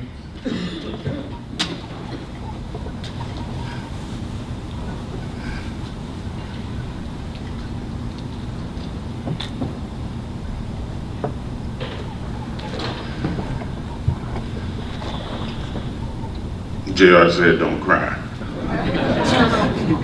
But my emotions make me stronger.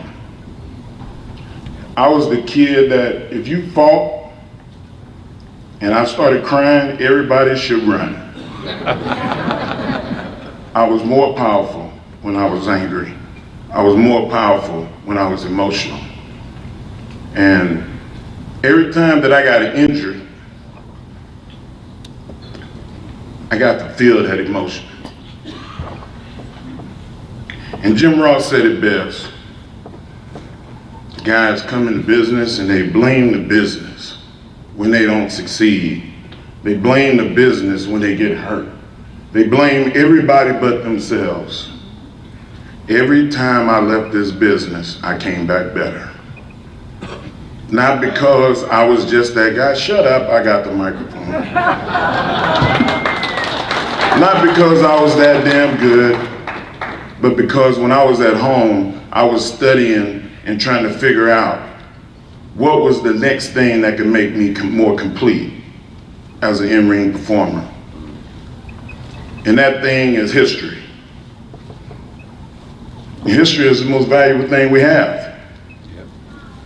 And I wasn't a history major, but I tell you what, I wish I would have been. Because in this business, learning history taught me that there was a black guy that wrestled in 1874. He was a slave, but he wrestled. Virtual Small, Black Slim. It taught me that the president on our nickel, Abraham Lincoln, wrestled in the circus. Fast forward to the 40s. John Cosper, that was up here earlier, wrote a book about a man named Jim Mitchell,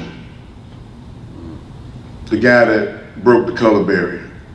And you know what, there's no disrespect for Bobo Brazil. Bobo Brazil was one of my favorite inspirations in the business because of his ability to entertain. And there's only been one other guy I think that was able to entertain like Bobo Brazil. His name is Dwayne Johnson.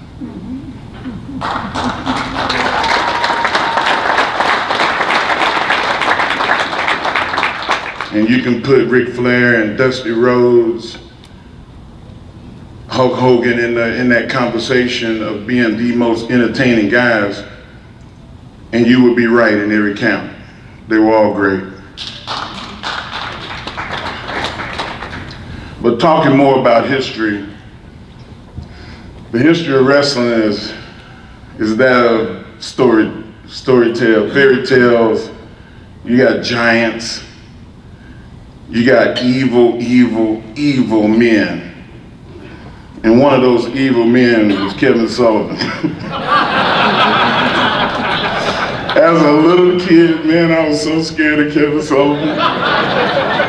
golly, you talk about fearful. And I get the opportunity to stand in the room with him. And we talk about this whole women's movement. Throughout history, the women have played an unbelievable role in pro wrestling. Yeah.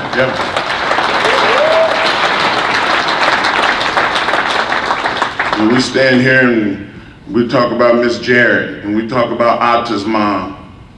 Like, there have been powerful women in this business. None more powerful than the boys' wives. I know there's some guys out there that are scared of their wives as much as I am. I'm like, can I get a witness?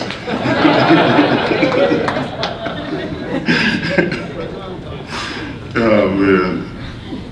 And, you know, Mr. Kozak, I've studied so many tapes, and I know who you were.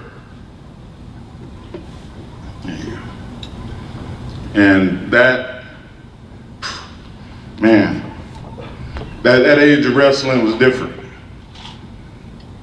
We talk about guys knowing how to work now. Those guys didn't just know how to work, they knew how to fight.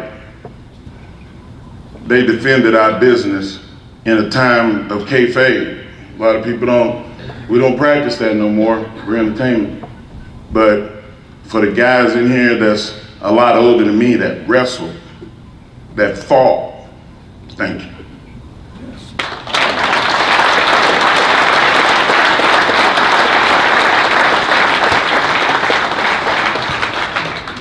And a lot of people shit on David Schultz. But I want to thank you. Where's David? You left? That's probably good, because he might come up here and say something else.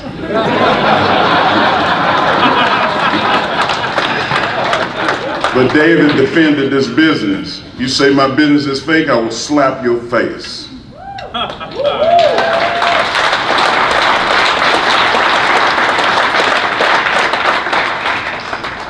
And I had a guy that I respect, and I've noticed his talent for a long time, and that's Nick Alders. Nick Alders is an unbelievable talent.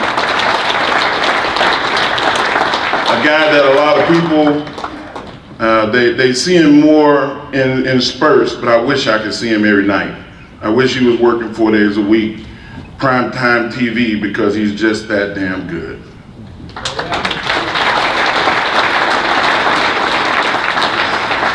And we share something. Nick and I share something. And we talk about Dory, being able to introduce Dory and bring Dory up here. I'm gonna tell y'all about a camp that I was in called the Funkin' Dojo. Unimore. There was myself. There was a guy by the name of, you know him as Edge. There was a guy by the name of, that you know him as Christian. The Hardy Boys. 5 Hall of Famers in one camp. Who signed those bastards? Jim Ross signed them, but Dory trained us. Thank you, Dory.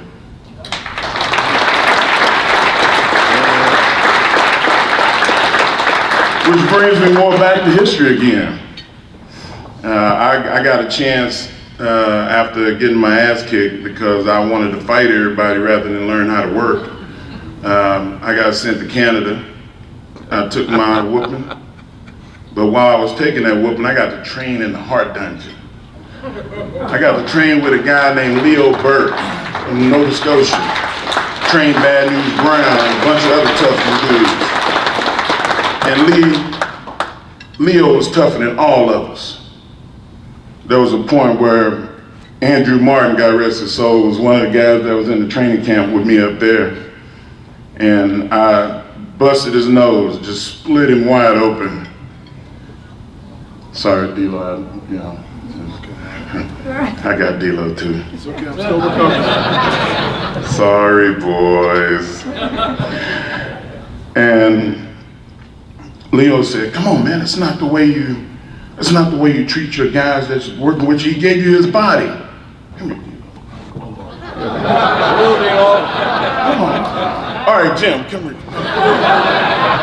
I stole this from Dory. Just don't hurt me, brother. And he bent me over.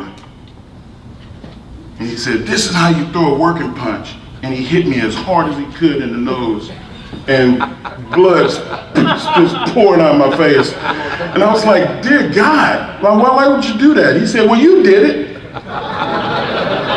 He said, learn how to work. I spent about an hour punching a shower curtain that turned into 5 hours a week, that turned into 20 to 30 hours a month to learn how to work and not hurt the people that I was across from. It's important for the young people that work. You see this, you have got to protect the people that you stand across from. Somebody said it earlier, we all we got. That is 100% the truth. And in this journey, I got into reading wrestling novels and wrestling books. And Luthez had a book called The Hooker. I don't know if you got it, but you should get it. It is really, really, really good. And I was listening to the stories from Dory and other guys that have come up here before me and talked about Luthez and the business of wrestling, not just the performance of wrestling. And I was like, wow, that's how I want to be remembered. He was special. And if Luthez was your trainer,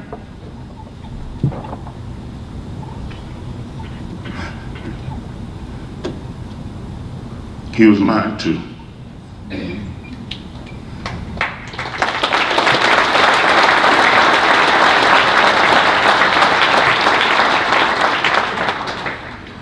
And D'Lo said it, you know, we know about me wrestling and what I've done, and that's a great thing, and I hope that my kids love it and admire it when I'm no longer here.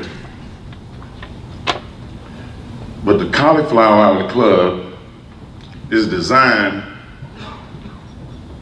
so we all can live forever.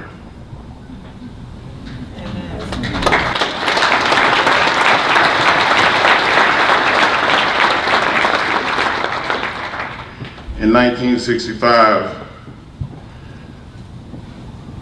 when Mike Mazurki was the co-founder and created this concept, I wonder if he knew that he was like, you know what, how can I last another 54 years? He was successful. We're talking about him today. 54th anniversary of them creating something for all of us.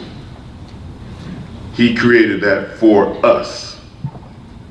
We all we got. And I didn't write a speech. I feel like I can get in front of my family and talk candidly and not have to have a script to follow.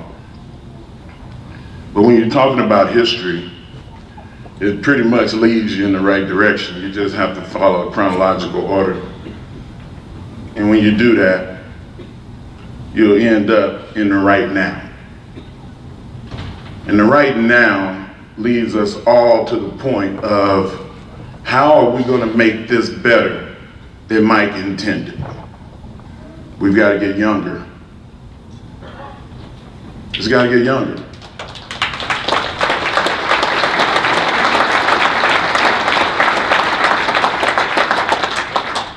And I talked to Brian Blair, and thank you, Brian, and the committee for allowing me to be able to stand before you all.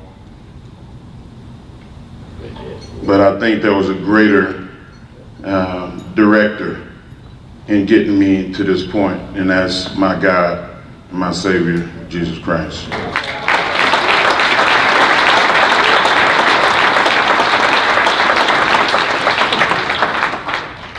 And I think with adding a little spirit in something always helps. And to get younger and to try to create a time where it could get more interesting for our young people. And I have some ideas. And I've gotten by not just on my charm and good looks. Kind of pat myself on the back and break my own hand, but I consider myself to be a smart guy, to be a thinking guy, to be a guy that don't complain a lot, but tries to figure out how to solve the problem. How do we fix it? We got to make it fun. We got to invade Las Vegas weeks before this event and do grassroots marketing. We got to get out in the community here. There's about 100 organizations in this city that don't know we're here. It's got to be fixed. We got to put on a show that can fill up the arena like the ones that I've competed in and performed in over the years. How do we get arena filled with 15,000 people? If we can fill an arena that size, we can make about 200, 300 grand in a weekend. A lot of people could be helped with that money. And just like Jim, I'm not here to take, I'm here to give. And I'll give $1,000 to Jim, to the Cauliflower Auto Club. I mean, we in Vegas, we gotta gamble a little bit, right? But guys, we have to think. We can't just wait on everybody else to do it. I'm sure that some of you are sitting right now like, wow, I got an idea. Call Brian. Let's try to implement some programs and get this stuff done. There's no reason that it shouldn't be. Jim got up here and he said, well, he said a lot of things I'm not gonna say. My mama she would pop me so hard if I cuss like that. Potty mouth. But we're both on the same side. We both got each other's back. We all we got. So all of that being said, we've got to do a better job. We got to do a better job.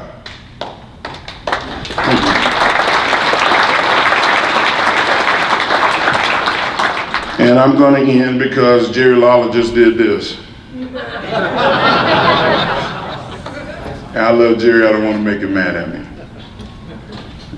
Guys, we all got to love each other. We got to support each other. We family, we're going to fight, we're going to argue. It don't mean we don't love each other, we don't respect each other. It just means that we have a disagreement, we got to figure it out. Are we going to figure it out? Y'all convinced me with that. Are we gonna figure it out? All right, guys, thank y'all so much. I'm glad to accept the award, and I look forward to seeing y'all next year.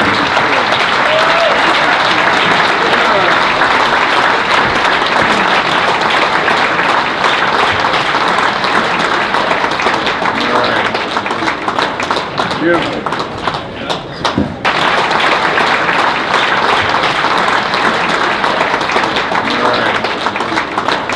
Beautiful.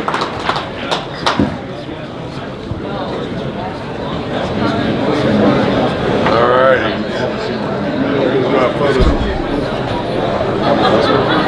All right, thanks for coming.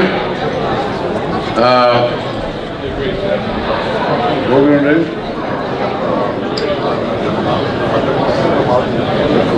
Okay. Ladies and gentlemen, we got a couple of things real quick before we leave. Mark Henry's right. We are all we got. You guys can leave, go to the strip, do what you want to do, but leave thinking that wrestling, our business, this is what we have right here. We're all we got. This is Hannibal from thehannibaltv.com, and I'm with Cauliflower Alley Club President B. Brian Blair, WWE legend himself. and it seems like it was a huge success this year, sold out. How do you feel about how things went? Well, I feel really good, Devin. You know, this is our 5th sellout. It was great. People had a wonderful time. Dory Funk Jr., Mark Henry, you know, Faces of Fear, Haku, and Barbarian. So much talent. Nick Kozak. It just goes on and on and on and on. And we just had a wonderful weekend. For all the people that missed the 54th annual CAC reunion right here in Vegas, I hope you'll be back for the 55th CAC reunion right here at the Gold Coast Hotel, Resort and Hotel here in Vegas, right along with Hannibal TV. We look forward to everyone being here, and especially Hannibal TV for the great coverage that they give the CAC. We thank every one of the viewers, and just really appreciate Hannibal TV for what you guys do for the Cauliflower Alley Club and what everybody else out there does for the Cauliflower Alley Club, because without you, we could never help the people that we help, and they all trust me. Thank you from the bottom of their hearts, just like I thank you from the bottom of my heart. God bless you all. Stay tuned in. There's some interesting stuff on Hannibal TV. Be sure to tune in to the Cauliflower Alley Club, to all the stuff that you may have missed, and be sure to come back next year for the 55th. God bless. CauliflowerAlleyClub.org is the website.